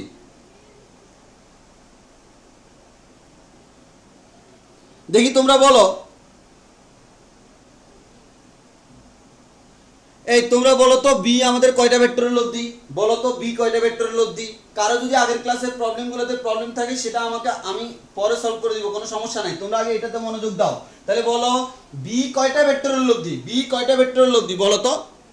তিনটা। শাবাশ। তাহলে আমাদের বি তিনটা ভেক্টরের লব্ধি। এই তাইলে বলো তো বি ভেক্টরের কয়টা উপাংশ থাকা উচিত? বলো বলো বলো, বি ভেক্টরের উপাংশ কয়টা থাকা উচিত? তাহলে আমরা বলতে পারি, সবাই কমেন্ট করবে, হ্যাঁ কমেন্ট করবা, কারণ আমি এখানে এটা খুব সেন্সিটিভ একটা টপিকস, অনেকে এটা পারে না, মানে বেসিকটাই ক্লিয়ার নাই। ওই কারণে বেসিক দিয়ে রাখাচ্ছি। বইতে এভাবে পাবা না, এক পৃষ্ঠার মধ্যে সব শেষ, কিন্তু আমাদের এটা পড়াতে গেলে কয়েক ঘন্টা লেগে যায়। তাহলে বি তিনটি ভেক্টরের লব্ধি, তিনটি ভেক্টরের লব্ধি। তাহলে বলো তো বি ভেক্টরের উপাংশ কয়টা? তিনটা। তাহলে আমরা বলতে পারি বি ভেক্টরের উপাংশ চারটা। এই দেখছো, দুইটা কথা খুব সুন্দর করে শুনে রাখো। দুইটা ভেক্টরের লব্ধি কেউ একজন, সে যেহেতু দুইটা ভেক্টরের লব্ধি, তার উপাংশ হচ্ছে দুইটা। অর্থাৎ সে যাদের যাদের কারণে সৃষ্ট তারাই হচ্ছে এক একটা কি উপাংশ। আবারও বলতেছি, কোন একটা ভেক্টর যাদের যাদের কারণে সৃষ্ট ওই তারাই হলো ওই ভেক্টরের উপাংশ। এবার এই লাইনটা সুন্দরভাবে লিখে রাখবা, চন্দ্রে চন্দ্রে মিলে যাবে, পাবা তোমরা আনন্দ, ওই ক্লাসটা করলে তোমাদের লাগবে না কুমন্দ। তাহলে দেখো আমাদের এ ভেক্টর যেটা, সে কয়টার লব্ধি ভাই? দুইটার লব্ধি। তার উপাংশ আমরা কয়টা পাই? দুইটা পাই। বি ভেক্টর কয়টা ভেক্টরের লব্ধি ভাই? তিনটা ভেক্টরের লব্ধি। তাহলে বি ভেক্টরের কয়টা উপাংশ পাই? তিনটা পাই। এই এবার আমি বলতে পারি না? তুমি কারো একজনের দিকে এবার চোখ মারা দিছ, সে প্রতিশোধ নিবে। 10 জন লোক ধরাইছে তোমারে মারার জন্য, 10 জনে তখন গুতা দিবে, এই 10 জনের কারণে তুমি যেদিকে যাবা, ওই 10 জনের লব্ধিটা তুমি একা না। এর মানে 10 জনে মিলে মারার কারণে যেদিকে গেছো তুমি, সেটাই হচ্ছে তাদের ওই 10টা মাইলের লব্ধি। তাহলে 10টা মাইলের লব্ধি যদি একটা হয়, ওই একটার উপাংশ কয়টা? 10টা। এর মানে লব্ধি যতটা ভেক্টরের কারণে সৃষ্ট, ওই ভেক্টরের সংখ্যাটাই হচ্ছে তার উপাংশ। তাহলে আমি আবারও বলতেছি, লব্ধি যতটা ভেক্টরের কারণে সৃষ্ট, ওই সংখ্যাটাই হচ্ছে আমার ওই ভেক্টরের উপাংশ। দুইটা ভেক্টর দিয়ে যদি নতুন একটা ভেক্টর সৃষ্টি হয়, ওই নতুন ভেক্টরের উপাংশ দুইটা। তিনটা ভেক্টর দিয়ে যদি নতুন ভেক্টর সৃষ্টি হয়, ওই ভেক্টরের উপাংশ হচ্ছে তিনটা। চারটা ভেক্টর দিয়ে যদি কোন একটা ভেক্টর সৃষ্টি হয়, ওই ভেক্টরের উপাংশ হচ্ছে চারটা। পাঁচটা ভেক্টর দিয়ে যদি কোন একটা ভেক্টর সৃষ্টি হয়, ওই ভেক্টরের উপাংশ হচ্ছে পাঁচটা। এবার তোমাদের কাছে আমার প্রশ্ন হলো ভাইয়া, একটি ভেক্টরের সর্বোচ্চ কয়টি উপাংশ থাকতে পারে? এটা স্ক্রিনশট তুলে নিবা। হ্যাঁ, এতটুকু ক্লিয়ার কিনা? এতটুকু ক্লিয়ার কিনা আমি বুঝে যাব। বলো, একটি ভেক্টরের সর্বোচ্চ কয়টি উপাংশ থাকতে পারে? এই কমেন্টে বলো, একটি ভেক্টরের সর্বোচ্চ কয়টি উপাংশ থাকতে পারে? কমেন্টে বলো, একটি ভেক্টরের সর্বোচ্চ কয়টি উপাংশ থাকতে পারে? আমি এটা মুছে ফেলতেছি। হ্যাঁ, এটা মুছে ফেলতেছি, তোমরা পরে স্ক্রিনশট তুলে নিবা, আমি দিয়ে দিব। এবার তাহলে আমি তোমাদেরকে যে প্রশ্নটা করলাম, জাতির কাছে আমার প্রশ্ন, এই প্রশ্নের আনসার সবাই দিবা, সবাই দিবা। হুবহু এই প্রশ্ন বোর্ডে আসছে। হ্যাঁ, বোর্ডে আসছে, আমি দেখাই দিতে পারবো। তোমরা তপন স্যারের বইয়ের এক্সাম্পল গুলো দেখলে পাবা, বোর্ডে এমসিকিউ যেটা আসছে। একটি ভেক্টরের দেখি তোমরা বলো, একটি ভেক্টরের সর্বোচ্চ কয়টি উপাংশ থাকতে পারে? সর্বোচ্চ বলছি, সর্বোচ্চ কয়টি উপাংশ বা অংশক, বা অংশকও বলা যায়, অংশক থাকতে পারে, থাকতে পারে। Give me the answer. একটি ভেক্টরের সর্বোচ্চ কয়টি উপাংশ থাকতে পারে? একটি ভেক্টরের সর্বোচ্চ কয়টি উপাংশ থাকতে পারে? দেখি আনসার দাও। এই জানি না কোনো আনসার না, জানি না কোনো আনসার না, একটা নির্দিষ্ট আনসার দিতে হবে, একটা নির্দিষ্ট আনসার দিতে হবে। তবে আমি বলবো জানি না কোনো আনসার না, অসীমও কোনো আনসার না। কারণ দেখো, অসীম কোনো সুনির্দিষ্ট সংখ্যা না। অসীম আমি কাকে বলি? ওই যে এত বড় একটা সংখ্যা, তার থেকে বড়টা হচ্ছে অসীম, কারণ সেটা আমি জানি না। আমি যদি বলি 1 মিলিয়ন অসীম, তাহলে আমি বলবো 1 মিলিয়ন মানে তো কি আমি বুঝি, তার থেকে বড়টা আমার অসীম। যদি আমি বলি 100 মিলিয়ন, সেটা তো আমি বুঝি, তাহলে তার থেকে বড়টা অসীম। এর মানে যখনই তুমি মরিচিকার মতো, তাহলে আমরা বলতে পারবো অসীম আর কিছুই না, অসীম হচ্ছে একটা গাণিতিক মরিচিকা, যেখানে আমি যেতে চাইলে সে যাই দূরে, ওইখান থেকে আমি পাই না অসীমকে কোনো একটা সুরে। তাহলে আমাদের অসীমটা খালি দূরে, মানে আমি যতটুকু কল্পনা করতে পারি তার থেকে যেটা একটু বড়, সেটা হচ্ছে অসীম বা ইনফিনিটি। এর মানে আমরা বলে রাখি, অসীম বা ইনফিনিটি কোনো সুনির্দিষ্ট সংখ্যা না, একাধিক সুনির্দিষ্ট। কেন? একের বেশি, 2 বা ততোধিক সুনির্দিষ্ট, বাট অসীম সুনির্দিষ্ট না। অন্যভাবে বলতে হবে, অন্যভাবে বলতে, কাছাকাছি গেছো, বাট আনসারটা এভাবে বলা যাবে না। একটি ভেক্টরের কয়টি উপাংশ থাকতে পারে?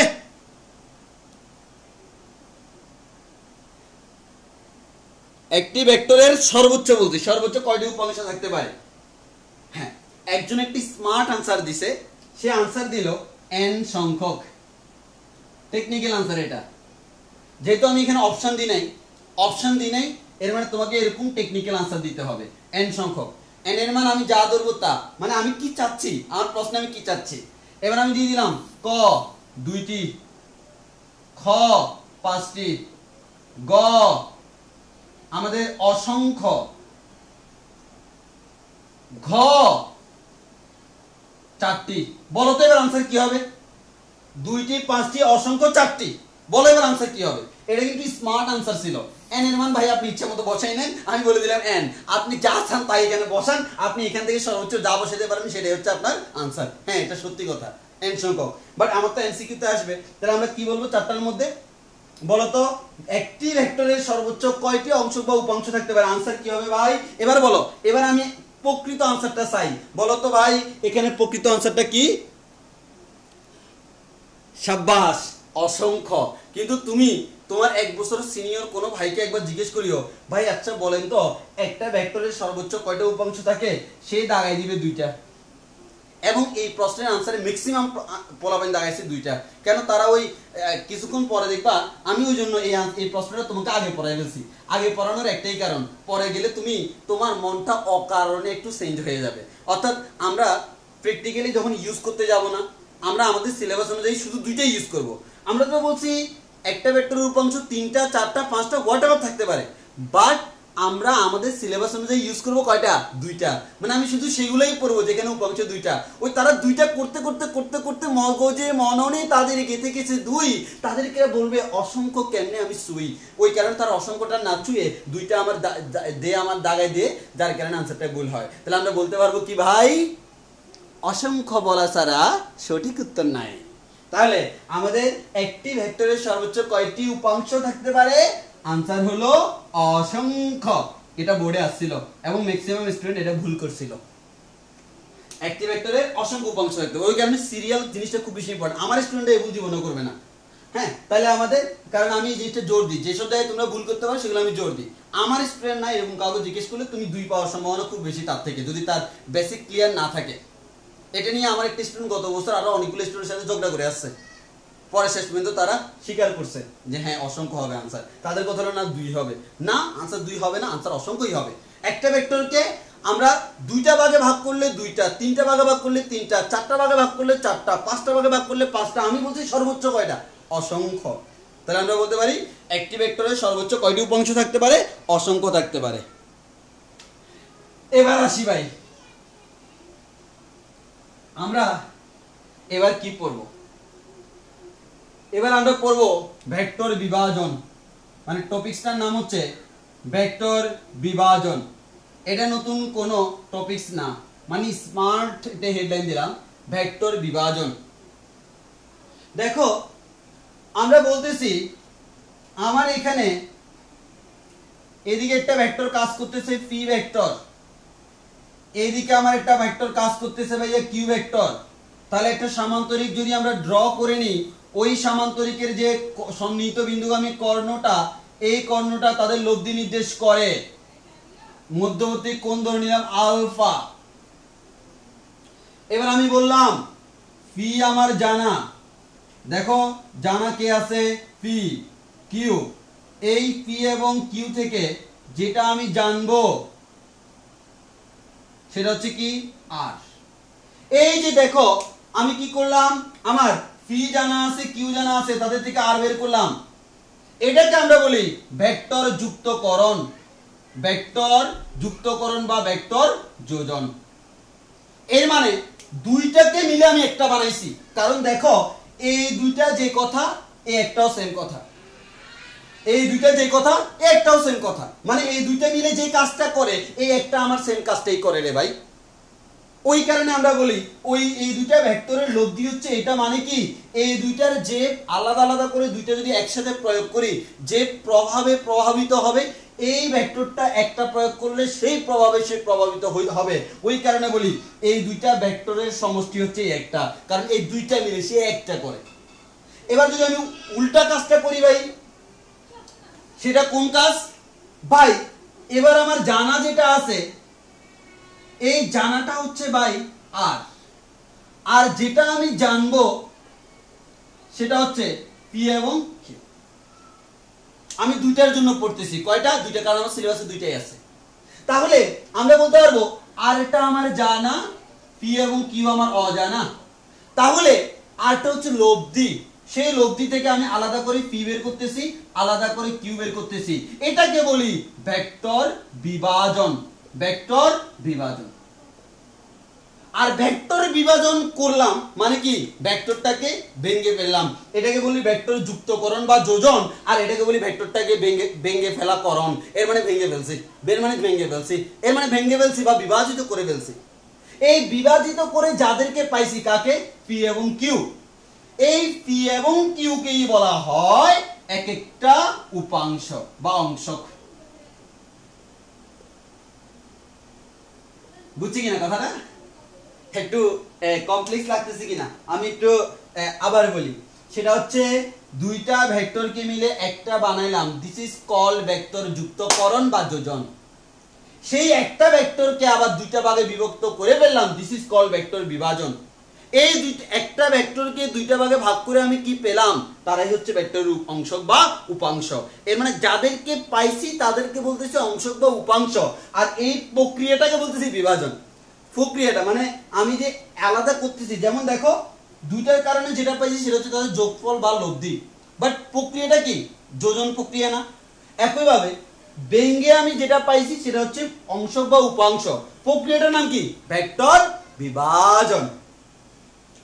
আমাদের সিলেবাস অনুযায়ী আমরা শুধুমাত্র একটা ভেক্টরকে কয়টা উপাংশে বিভাজিত করব, দুইটা, বাট সর্বোচ্চ কয়টা করা যায়, অসংখ্য।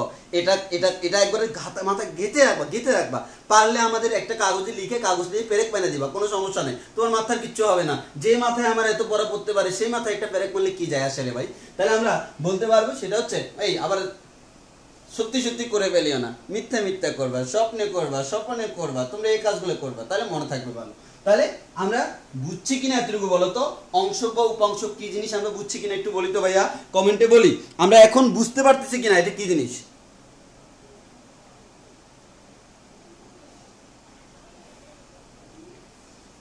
ওই বলো না, যদিও আমি জানি ভাই তোমরা এটা বেশি পছন্দ করো, এটা কম পছন্দ করো, কারণ তোমরা যুক্ত হইতে পছন্দ করো, মুক্ত হইতে না।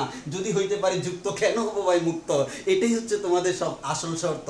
না ভাই সেই শর্ত আমরা এখানে যাব না, আমার ভেক্টর হচ্ছে অন্য জিনিস, এখানে কোনো ফিলিংস নেই, কিলিংস নাই, যদি থাকে ফিলিংস সেখানে থাকবে কিলিংস, আমাদের এখানে নাই কোনো ফিলিংস, নাই কোনো কিলিংস। আমরা এখান থেকে যেটা করব, এতদিন যুক্ত করছিলাম, এবার মুক্ত করব। খালি সুপার গ্লুর মতো লেগে থাকলে হবে না, অনেক সময় সারাসারিও করতে হবে, সেই সারাসারির কাজটা আমরা এখন করতেছি। ওকে, কারণ একই জিনিস নিউটনের তৃতীয় সূত্র বলে আমাদেরকে জড়তার সূত্র, মানুষ যদি যুক্ত হয়েই থাকে, আজীবন যুক্ত হয়ে থাকতেই চায়, ছাড়তে চায় না, ওই কারণে আমাদেরকে কি করতে হবে, জোর করে ছাড়িতে হবে। দিস ইজ কল্ড ভেক্টর বিভাজন বা নিব্বা-নিব্বি বিভাজন, আর দিস ইজ কল্ড নিব্বা-নিব্বি যোজন, দিস ইজ কল্ড বিভাজন।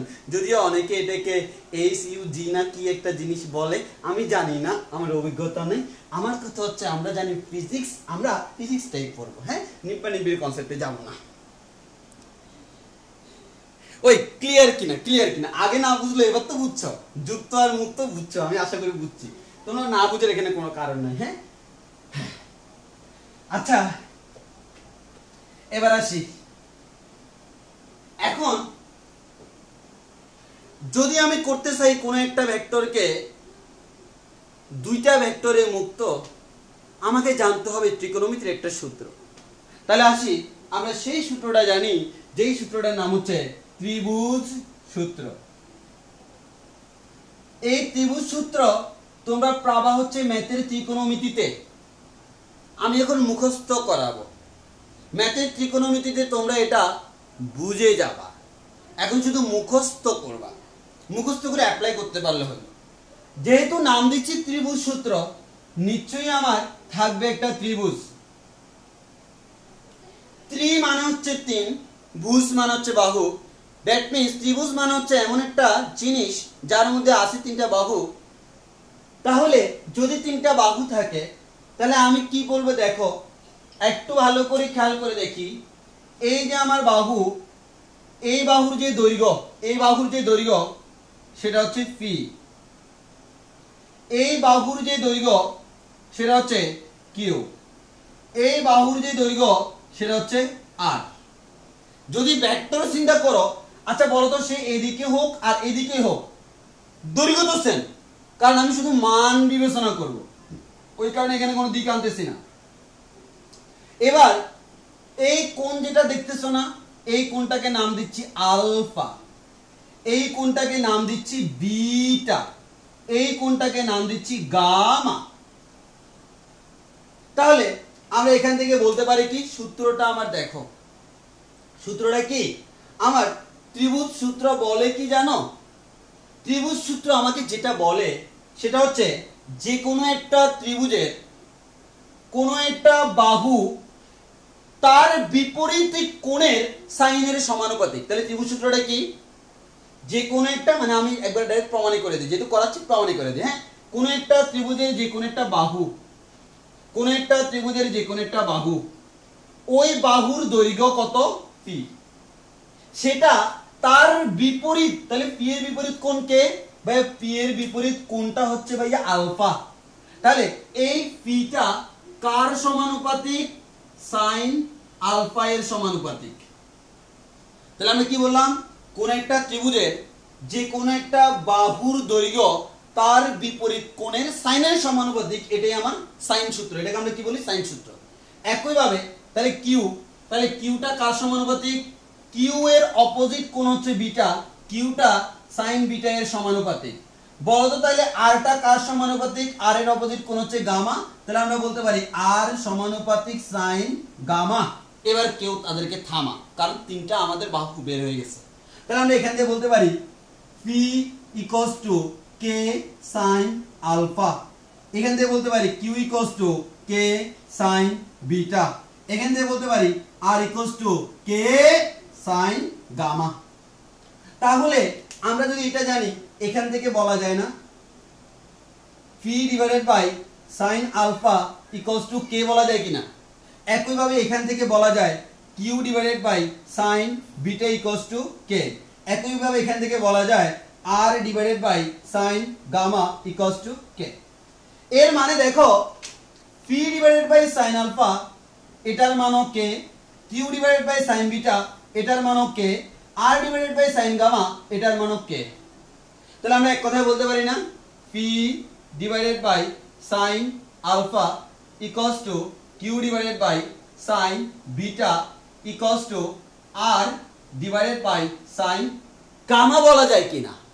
তাহলে দেখো তো,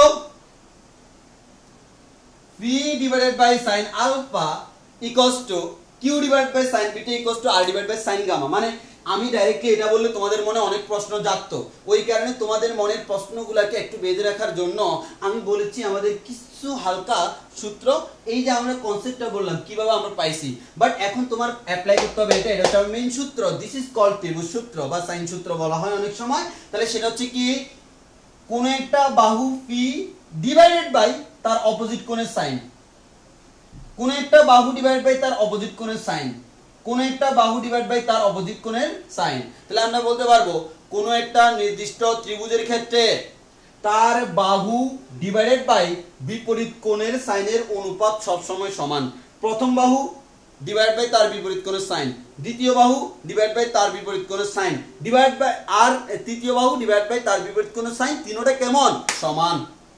যদি তুমি বলো তিনটাকে সমান, তাহলে ম্যাথমেটিক্যাল কনসেপ্ট কখনো হবে না বেঈমান, সে তোমাকে সবসময় প্রপার আনসার দিবে, কারণ আসলে এটা সমান, তোমাকেও মানতে হবে এটা সমান, যদি না পেতে চাও কোনো বেঈমান আনসার। তাহলে আসো আমরা এটা তাহলে কোথায় অ্যাপ্লাই করবো ভাই, কোন একটা ত্রিভুজে আমরা সবসময় অ্যাপ্লাই করতে পারবো, অন্য কোনো বুঝে অ্যাপ্লাই করতে পারবো না। এই ভাই কোন বুঝ, কোন বুঝ, ত্রিভুজ। তাহলে আমরা গম্বুজে অ্যাপ্লাই করতে পারবো না, ত্রিভুজে অ্যাপ্লাই করতে পারবো না, চতুর্ভুজে অ্যাপ্লাই করতে পারবো না, আমরা যেখানে অ্যাপ্লাই করব তার নাম হচ্ছে ত্রিভুজ। তাহলে ত্রিভুজে আমরা অ্যাপ্লাই করব যে কোনো একটা বাহুর দৈর্ঘ্য ডিভাইডেড বাই সাইন অফ তার বিপরীত কোণ ইকুয়ালস টু অন্য একটা বাহু ডিভাইডেড বাই সাইন অফ তার বিপরীত কোণ ইকুয়ালস টু বাকি একটা বাহু ডিভাইডেড বাই সাইন অফ তার অপোজিট কোণ।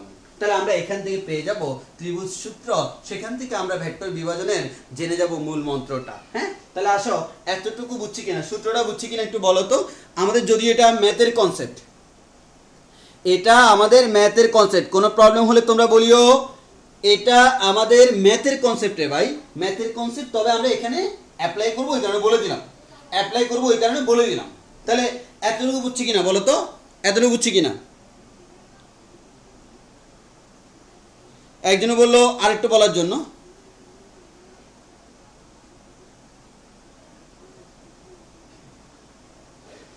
আচ্ছা, একজন বললো ট্রায়াঙ্গেল ফর্মুলা ট্রায়াঙ্গেল ভিধি কি সেম কথা কিনা।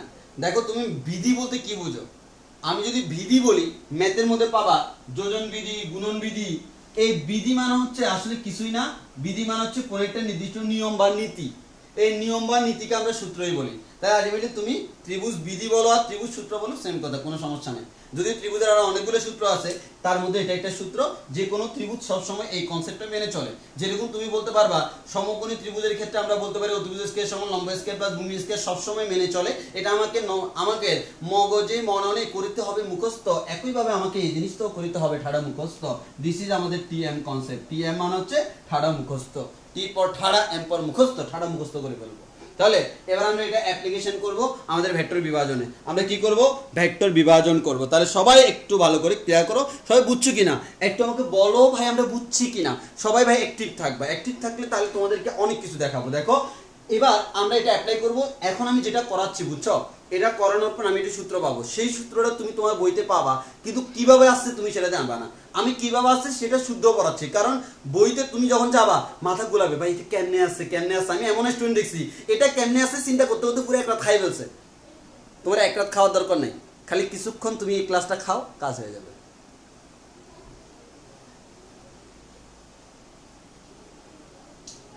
তো আসো ভাইয়া, আমি তোমাদেরকে বলি, আমরা আগে একটা কথা বলিনি, সেটা হচ্ছে আচ্ছা বলো তো এটা আমাদের উপাংশ বা অংশক যে পাইছি সেটা কোত্থেকে পাইছি আমরা? এই উপাংশ বা অংশকের যে কনসেপ্টটা সেটা আমরা মেইনলি পাইছি হচ্ছে আমাদের সামান্তরিক সূত্র বা আমাদের এক কথায় ভেক্টরের যোজন থেকে। এখন আমরা শুধুমাত্র দুইটা উপাংশ করব। কয়টা উপাংশ ভাই? দুইটা। 1 2 এই দুইটা উপাংশ খালি আমরা করব। তাহলে কয়টা উপাংশ করব? দুইটা। তাহলে আমরা বলবো এই দুইটা উপাংশ করার জন্য নিশ্চয়ই এমন একটা লব্ধি নিতে হবে যে লব্ধিটা দুইটা ভেক্টরের কারণে সৃষ্ট। জি ভাইয়া, আমি সেই কাজটাই করব। দেখো ভাই, আমি ধরে নিলাম এই দিকে একটা ভেক্টর কাজ করে যার নাম হচ্ছে পি ভেক্টর, এই দিকে একটা ভেক্টর কাজ করে যার নাম হচ্ছে কিউ ভেক্টর। তাহলে তাদেরকে দিয়ে যদি কোন একটা সামান্তরিক ড্র করি, এই সামান্তরিকের যে সন্নিহিত বিন্দুগামী কর্ণটা, এই সন্নিহিত বিন্দুগামী কর্ণটা তাদের লব্ধি নির্দেশ করে। এবার দেখো আমি কি বলতেছি, আমি বলতেছি এই লব্ধি প্রথম ভেক্টরের সাথে উৎপন্ন কোণ আলফা, দ্বিতীয় ভেক্টরের সাথে উৎপন্ন কোণ বিটা। ধরতেছি কেন দেখো, তাহলে আমি যদি বলি আলফা মানে কি, আলফা মানে হচ্ছে লব্ধির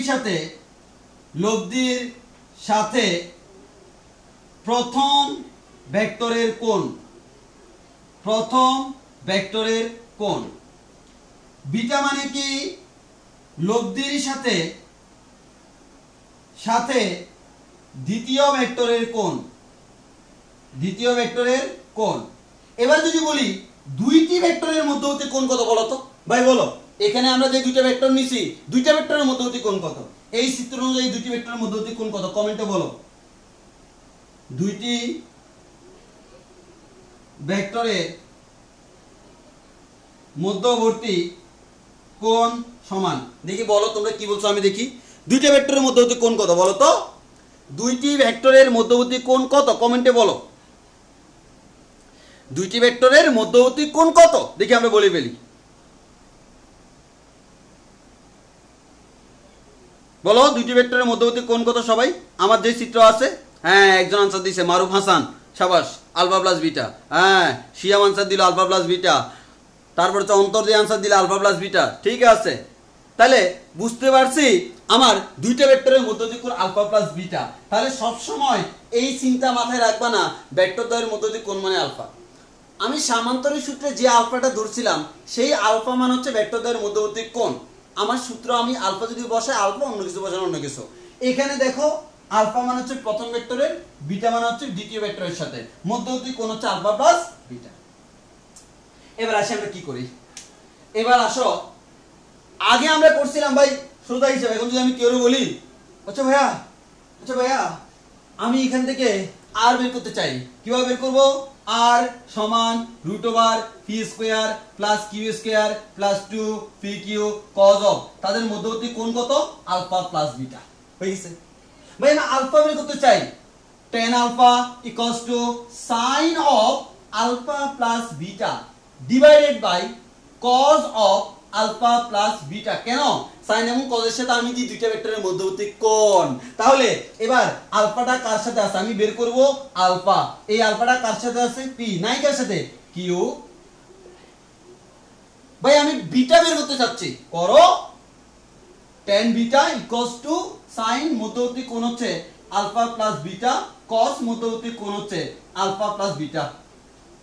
ভাই আমি বের করতে চাচ্ছি বিটার মান। এই বিটাটা কার সাথে আছে? কিউ এর সাথে। নাই কার সাথে? পি। শেষ? করা যাবে তো? যাবে।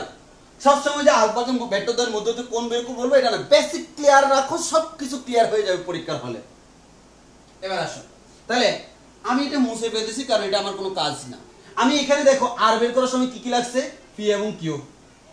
আলফা বের করার সময় আমাদের পি এবং কিউ, বিটা বের করার সময় পি এবং কিউ। তাহলে আমরা একটা কথা বলতে পারতেছি ভাই, পি এবং কিউ যদি আমি জানি সেখান থেকে আমি আমার লব্ধি এবং কোণটা পাই। তাহলে এখন আমি আমার লব্ধি জানি, সেখান থেকে আমি মূল দুইটা ভেক্টর পি এবং কিউ তাদের মানটা বের করতে চাই। দিস ইজ আওয়ার উপাংশ আমি বলে যাই। তাহলে আসো আমরা সেই পি এবং কিউ বের করব। এবার আসো, আর আমি জানি, এবার আমি কি? আর আমি জানি, এই কথাটাও আমি মানি। আলফাটাও আমি জানি, বিটা আমি জানি। তাহলে কি কি জানি দেখো। তাহলে আমি এখানে লিখি জানা, মানে এখানে কি কি তোমার পরীক্ষায় জানা থাকবে? আর জানা থাকবে, আলফা জানা থাকবে, বিটা জানা থাকবে। আর আলফা বিটা এই তিনটা তোমার পরীক্ষায় জানা থাকবে। এবার আমি বের করব পি এবং কিউ ইকুয়ালস টু হোয়াট। কিভাবে বের করব? এখান থেকে বের করার কোনো ওয়ে নাই। তাহলে আমরা একটা ওয়ে বের করি, সেটা হচ্ছে কি ভাই? আচ্ছা, আরটা আমার কি বলতো? এখান থেকে শুরু করে এই পুরোটাকে আমি আর বলতেছি না, দিক যেদিকেই হোক দৈর্ঘ্যটা তো আর। জি ভাই আর। এই পুরো দৈর্ঘ্যটাকে আমি পি বলতেছি না? জি ভাই এই দৈর্ঘ্যটা আমি পি বলতেছি। এই পুরো দৈর্ঘ্য কিউ বলতেছি না? তাহলে আমি এই পুরো দৈর্ঘ্যটাকে নিশ্চয়ই কিউ বলতে পারবো। জি ভাই পারবো। এখন তাহলে বলো, আচ্ছা এই রেখা আর এই রেখা পরস্পর সমান্তরাল না? তাহলে এই কোণটা যদি বিটা হয়, এই কোণটাকে আমরা বিটা বলতে পারি না? 9-10 কনসেপ্ট। আমি যে কাজটা করতেছি আসলে তুমি বুঝতেই পারতেছো, আমি সেই ত্রিভুজের দিকে গমন করতেছি। কোন বুঝ ভাই? ত্রিভুজ। এই লাল যে ত্রিভুজ দেখতেছো, এই ত্রিভুজের তিনটা বাহু পি কিউ আর, তিনটা কোণ আলফা বিটা অজানা। এই অজানা যেটা সেটা আমাকে জানতে হবে। একটু বর্ধিত করো তো। এই পুরা কোণটাকে আমরা কি বলবো? আলফা প্লাস বিটা না? তাহলে আমার এই কোণটাও নিশ্চয়ই হবে আলফা প্লাস। এইটা যদি আমার আলফা প্লাস বিটা হয়, ভিতরের কোণটা কত হবে? এইটা আমার আলফা প্লাস বিটা হলে ভিতরের কোণটা হবে phi minus alpha plus beta, ঠিক কি না? এটা আমার যদি আলফা প্লাস বিটা হয়, ভিতরটা phi minus alpha plus beta হবে না? অবশ্যই। অথবা এভাবে বলতে পারি, এই ত্রিভুজের তিনটা কোণের সমষ্টি 180 বা পাই, এটা প্লাস এটা সমান 180। তাহলে আমরা এখান থেকে এটা বের করব, অটোমেটিক এটা বের হবে। এটা বুঝছো? এখন এই ত্রিভুজের ক্ষেত্রে আমরা ত্রিভুজ সূত্র অ্যাপ্লাই করব। তাহলে দেখো ত্রিভুজ সূত্র যদি আমরা অ্যাপ্লাই করি, প্রথমে আসো ভাই P divided by sine of, এই যে আমার পি, পি এর অপোজিট কোণকে beta, equals to Q divided by Q, Q এর অপোজিট কোণকে alpha, equals to R divided by sine of, R এর অপোজিট কোণ কোনটা? এইটা আমার আর, তার অপোজিট কোণ এটা, phi minus alpha plus beta, phi minus alpha plus. আমাকে তোমরা এখন এটা বলো ভাই, আমরা এই লাইনটা কিভাবে করছি সেটা বুঝছি কিনা, আমার উপরের লাইনটা বুঝছি কিনা সেটা আমরা একটু বলি, দেন 3 লাইন আনসার শেষ। উপরের লাইনটা বুঝছি কিনা একটু বলো তো, উপরের লাইনটা বুঝছি কিনা সবাই একটু বলো, আমরা উপরের লাইনটা বুঝছি কিনা। সবাই একটু বলো আমরা উপরের লাইনটা বুঝছি কিনা।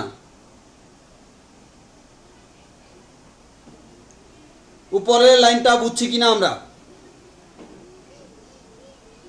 ওকে, আচ্ছা, নিহাল ইয়ামিন বললো আরেকবার বলার জন্য।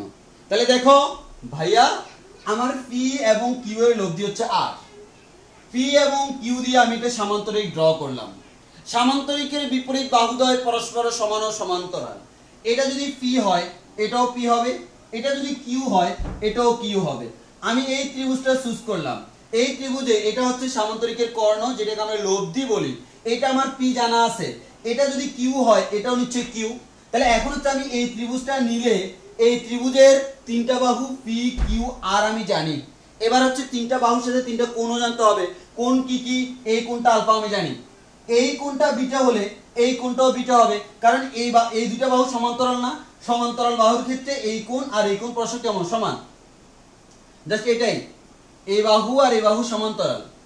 তাহলে তুমি যদি একটা কাজ করো, দুইটা সমান্তরাল বাহুর মধ্যে একটা দাগ টানো, তাহলে তুমি নিশ্চয়ই বলতে পারবে না এই কোণ যদি আমার আলফা হয় এই কোণটাও আলফা। ঠিক সেম কনসেপ্ট আমরা ব্যবহার করছি যে এই কোণটা বিটা এই কোণটাও বিটা। হ্যাঁ, এটা আমরা ব্যবহার করছি, এই কনসেপ্টটা 9-10 এ পড়ছো এটা। তাহলে এটা বিটা। এবার আমার এই কোণটা জানতে হবে ভিতরেরটা। তো ভিতরেরটা জানতে হলে আমি তো টোটালটা জানি 180, তাহলে বাইরেরটা যদি জানি ভিতরটা বের করাই যায়। তাহলে 180 থেকে বিয়োগ করে তাহলে আমার এই পুরোটা কত? Alpha plus beta. দেখো এই কোণ যে কথা, এই কোণও কিন্তু সেম কথা, কারণ এই দুইটা লাইন পরস্পর সমান্তরাল। তাহলে ওই দুইটা লাইন সমান্তরাল, তাহলে এই দুইটা লাইন যদি সমান্তরাল হয়, এই দুইটা লাইন হচ্ছে এটা আর এটা, তাহলে এই কোণটা যদি আলফা প্লাস বিটা হয় নিশ্চয়ই এই কোণটাও আলফা প্লাস বিটা। আর টোটাল হচ্ছে 180, তাহলে এটা যদি আলফা প্লাস বিটা হয় নিশ্চয়ই ভিতরটা হচ্ছে পাই মাইনাস আলফা প্লাস বিটা, সেটা আমি করলাম। এবার সূত্র কি ছিল? যে কোন একটা বাহু দিলাম ডিভাইডেড বাই সাইন অফ এ সাইন অফ তার বিপরীত কোণের সাইন। পি এর বিপরীত কোণ হচ্ছে বিটা, কিউ এর বিপরীত কোণ হচ্ছে আলফা, আর এর বিপরীত কোণ হচ্ছে পাই মাইনাস আলফা প্লাস বিটা। এবার আমরা বুঝছি কিনা একটু কমেন্টে বলি যে ইয়ামিন নামে একজন বলছিলাম মেবি, তুমি একটু বলো এটা ক্লিয়ার হয়েছে কিনা, একটু ক্লিয়ার হয়েছে কিনা এবার বলো। নাতাশা নিশ্চয় বলছো আরেকবার বলার জন্য। এখন বুঝছো কিনা একটু বলো, এখন বুঝছো কিনা বলো। যারা বোঝানোর জন্য বলছিলা তারা একটু কাইন্ডলি বলো ভাইয়া বুঝছি কিনা, ক্লিয়ার কিনা। ভাই আমার কথা হচ্ছে দেখো, তোমাদেরকে বোঝানোর জন্য এখানে দাঁড়াইছি। যদি আরো 1 ঘন্টা বেশি দাঁড়ানো লাগে দাঁড়াবো, আমার কোনো সমস্যা নাই, বাট বুঝা ছাড়া কোনো উপায় নেই। বুঝতে হবে, কনসেপ্ট ক্লিয়ার করতে হবে। ইন্টারমিডিয়েট লেভেলের ফিজিক্সটা সমুদ্রের মতো, ওই সমুদ্রকে তোমাকে যে কাজটা করতে হবে, দেখো সমুদ্রের মধ্যেও আমাদের বড় বড় আমাদের সেতু দিয়ে দেয়। যেই সেতু তুমি চিন্তা করবা কিরে ভাই সমুদ্রের অতল গভীরে কেমনি আমার মাঝখানে এতগুলা পিলার গাইরা কেমনি এই কাজগুলা করে এত গভীর সমুদ্রে। ভাই সবকিছু টেকনিক, সবকিছু কি টেকনিক। আমরা ইঞ্জিনিয়ার, আমরা টেকনিক ছাড়া কাজ করি না, টেকনিক ছাড়া আমরা ফিজিক্সও পড়াই না। বেসিক ক্লিয়ার করো, জীবনে অনেক কাজে আসবে। লাইফের বেসিকটাকে ঠিক করো, লাইফটা সুন্দর গুছাই যাবে। ওকে, যদি আমাদের ক্লিয়ার হয় এবার আসো ভাই আমরা বুঝাই। দেখো একবার সিম্পল হিসাব, আমাদের P divided by sine beta লিখে ফেললাম,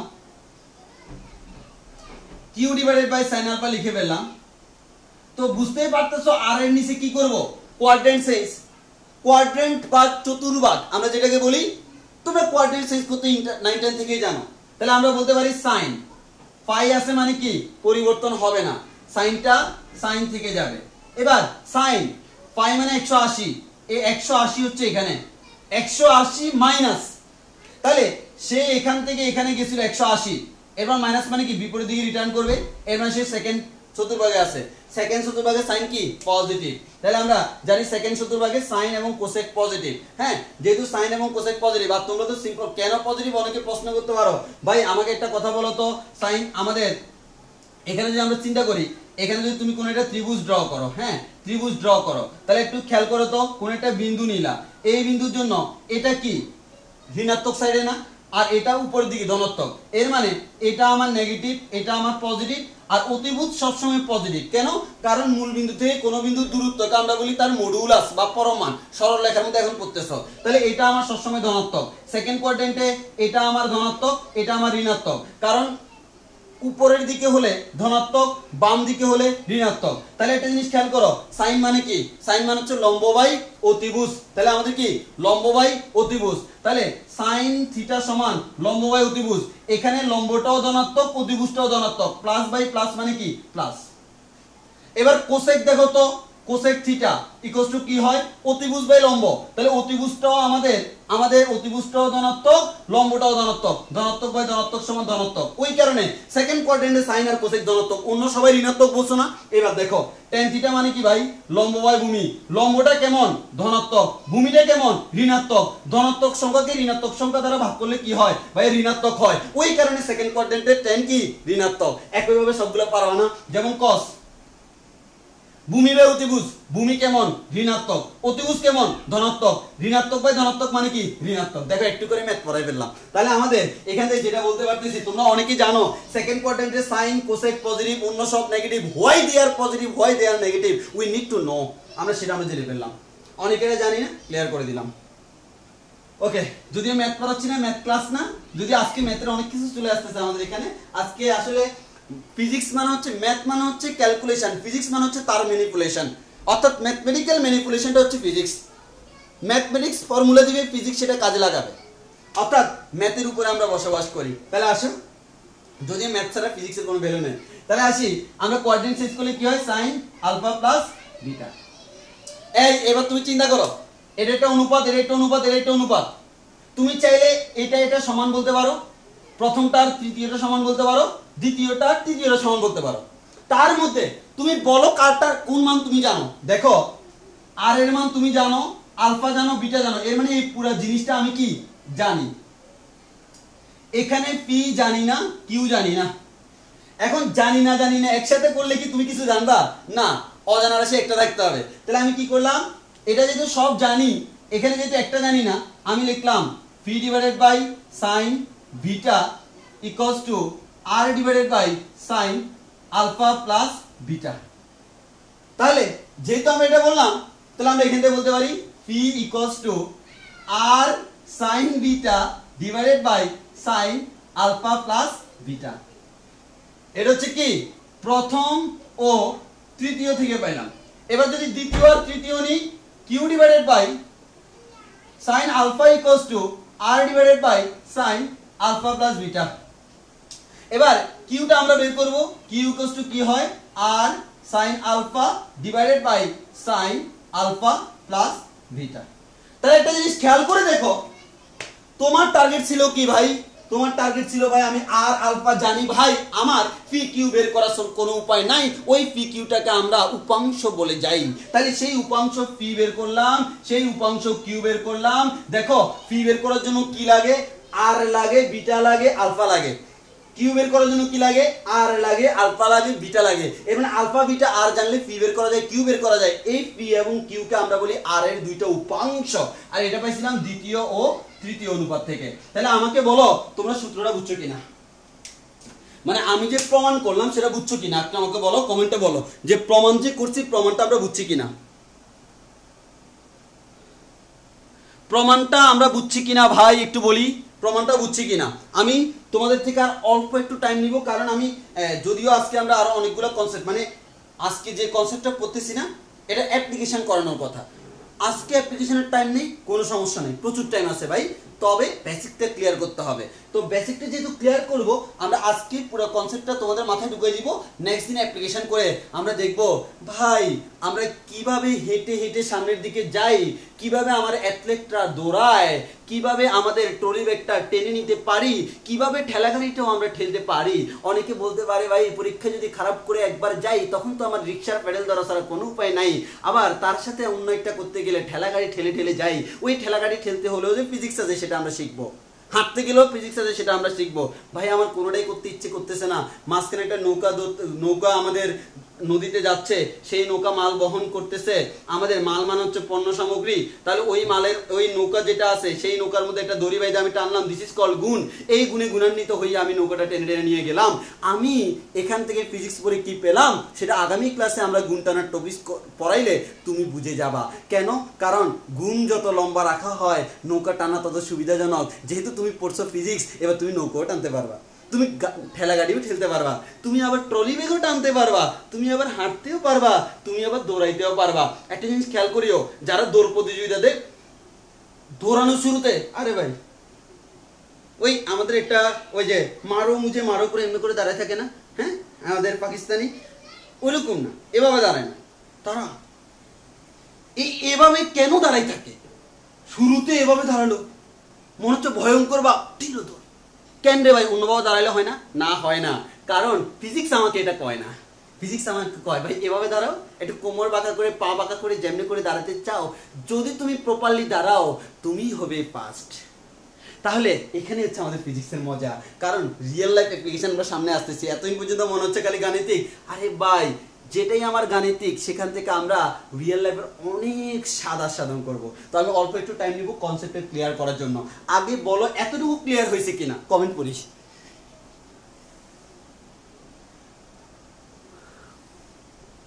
আচ্ছা তাহলে সবাই যেহেতু বুঝছে, তাহলে আমার মনটা একটা কথা করছে, সেই কথাটা কি? বোর্ডটা না মুছে আসলে কি হচ্ছে? কিছুই হচ্ছে না, বোর্ডটা মুছে ফেলি।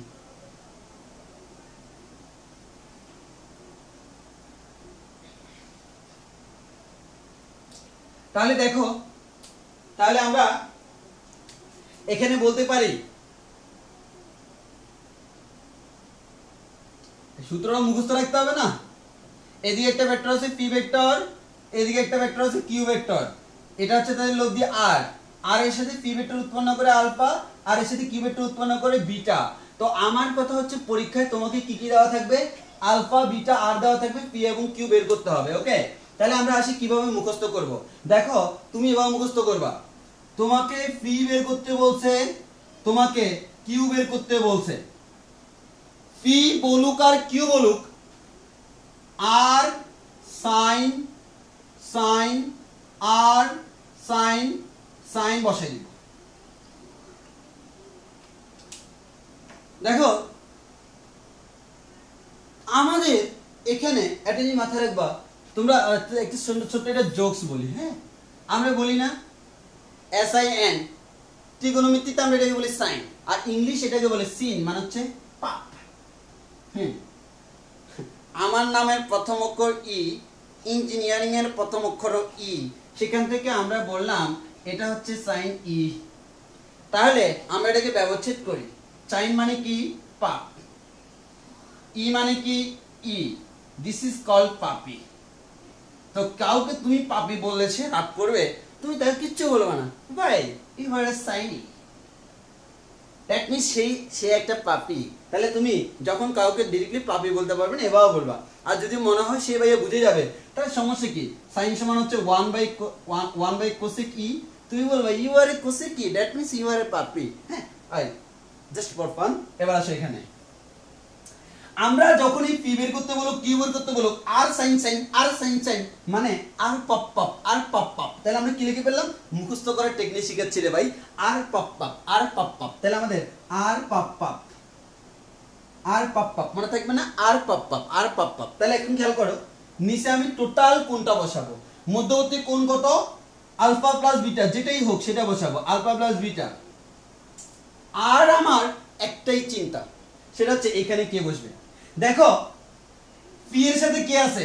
আলফা, যে আছে তাকে নিয়ে কি হবে? নতুন একটা ফাইলে অনেক মজা হবে। তাহলে আমরা ওই জন্য বলবো, যে আছে তাকে আমি না নিই, নতুন একটা পেয়েছি বিটা। আর কিউ কি বলবে? যে আছে তাকে না নিই, নতুন একটা পেয়েছি। মানে তুমি যখন পি নিচ্ছ, পি এর সাথে যে আছে তাকে না বসে নতুনটা নিচ্ছ। তোমার যখন কিউটা নিচ্ছ, নতুনটা নিচ্ছ, কিউ এর সাথেটা না নিয়ে। তাহলে আমরা বলবো আর পাপ পাপ, দিস ইজ কল্ড অভিশাপ। তাহলে আমাদের এখানে তুমি পাপ করতেছো কেন? নতুনটা নিউ নিচ্ছ। হ্যাঁ, তাহলে আমরা বলতে পারবো আর পাপ নিউ পাপ। হ্যাঁ, তাহলে আমরা বলতে পারবো আর পাপ নিউ পাপ। তাহলে আমাদের হয়ে যাবে, আমাদের পুরো জিনিসটা আমাদের মনে থাকবে আশা করি। তো তোমরা ফর্মুলাটা এভাবে মুখস্থ রাখতে পারো। এখন পরীক্ষায় তোমাকে বললো, পরীক্ষায় তোমাকে যে কোনো ভাবে বলতে পারে ভাইয়া, যে বললো যে আমাদের এই কোনটা এত, এই কোনটা এত, এটা দেওয়া আছে, পি কিউ বের করতে বলছে, বের করতে পারবে কিনা? এটা পি কিউ আর দেওয়া আছে, আলফা বিটা দেওয়া আছে, পি কিউ বের করা যাবে কিনা? অনেক সময় আলফা বিটা না দিয়ে টোটাল কোনটা দিয়ে দেয়। তো টোটাল কোনটা দিয়ে দিল, মনে করো তোমাকে বললো পরীক্ষায় বললো পি এর মান 5 একক, কিউ এর মান 4 একক, দুইটা ভেক্টরের মধ্যবর্তী কোণ হচ্ছে 60 ডিগ্রি। এবার বললো লব্ধি পি এর সাথে 20 ডিগ্রি কোণ উৎপন্ন করে। তুমি নিজে চিন্তা করো ভাই, লব্ধি যদি পি এর সাথে 20 ডিগ্রি কোণ উৎপন্ন করে, কিউ এর সাথে কত কোণ উৎপন্ন করলো? অবশ্যই 40 ডিগ্রি। তাহলে এবার সরি পি এর মান দেওয়া নেই, কিউ এর মান দেওয়া নেই, বলা হলো আর এর মান হচ্ছে মনে করো 5। তাহলে আমরা কি লিখবো? সোজা হিসাব, পি বের করবা, পি ইকুয়ালস টু আমরা আর পাপ, কিউ বের করবো তাও সেম আর পাপ। এবার নিচে দিব টোটাল অ্যাঙ্গেল, পি এবং কিউ এর মধ্যে কোণ কত? 60। এবার আমরা কোনটা নিব? ভাই নতুনটা। তাহলে পি এর সাথে আছে কোনটা? 20, তাকে আমি নিব না, নিব নতুনটা 40, এখানে দিব 20। ক্যালকুলেশন করো, आंसर পেয়ে যাবা। আর এর মান কত? 5 বসাই দাও, आंसर পেয়ে যাবা। তো আশা করি তোমরা কনসেপ্টটা বুঝছো। ভাই এতটুকু বুঝছি কিনা একটু বলি তো। আর এতটুকু বুঝছি কিনা যে আমাদের উপাংশ বের করার যে সূত্রটা, এই সূত্রের প্রমাণটা আমরা বুঝছি কিনা। যদি বুঝি আমরা শেষ করে দিব। হ্যাঁ, বুঝলে আমরা আজকে নতুন আর আমাদের বেশি দূর আগাবো না। আমরা এখানে যা পড়ছি সেই জিনিসটা বুঝছি কিনা একটু বলো ভাই, বুঝছি কিনা। বুঝলে আমার সেই বিখ্যাত কথা, যদি তুমি বুঝে থাকো বলো তুমি রাগ করো নাই, যদি তুমি বুঝে না থাকো বলো ভাই করেছি আমি রাগ। আমার এখান থেকে আমরা আবার বুঝিয়ে দিব যদি তুমি করো রাগ। তাহলে একটু বলো তো আমাদের রাগ করছো কি রাগ করো না, একটু আমাকে কমেন্টে জানা।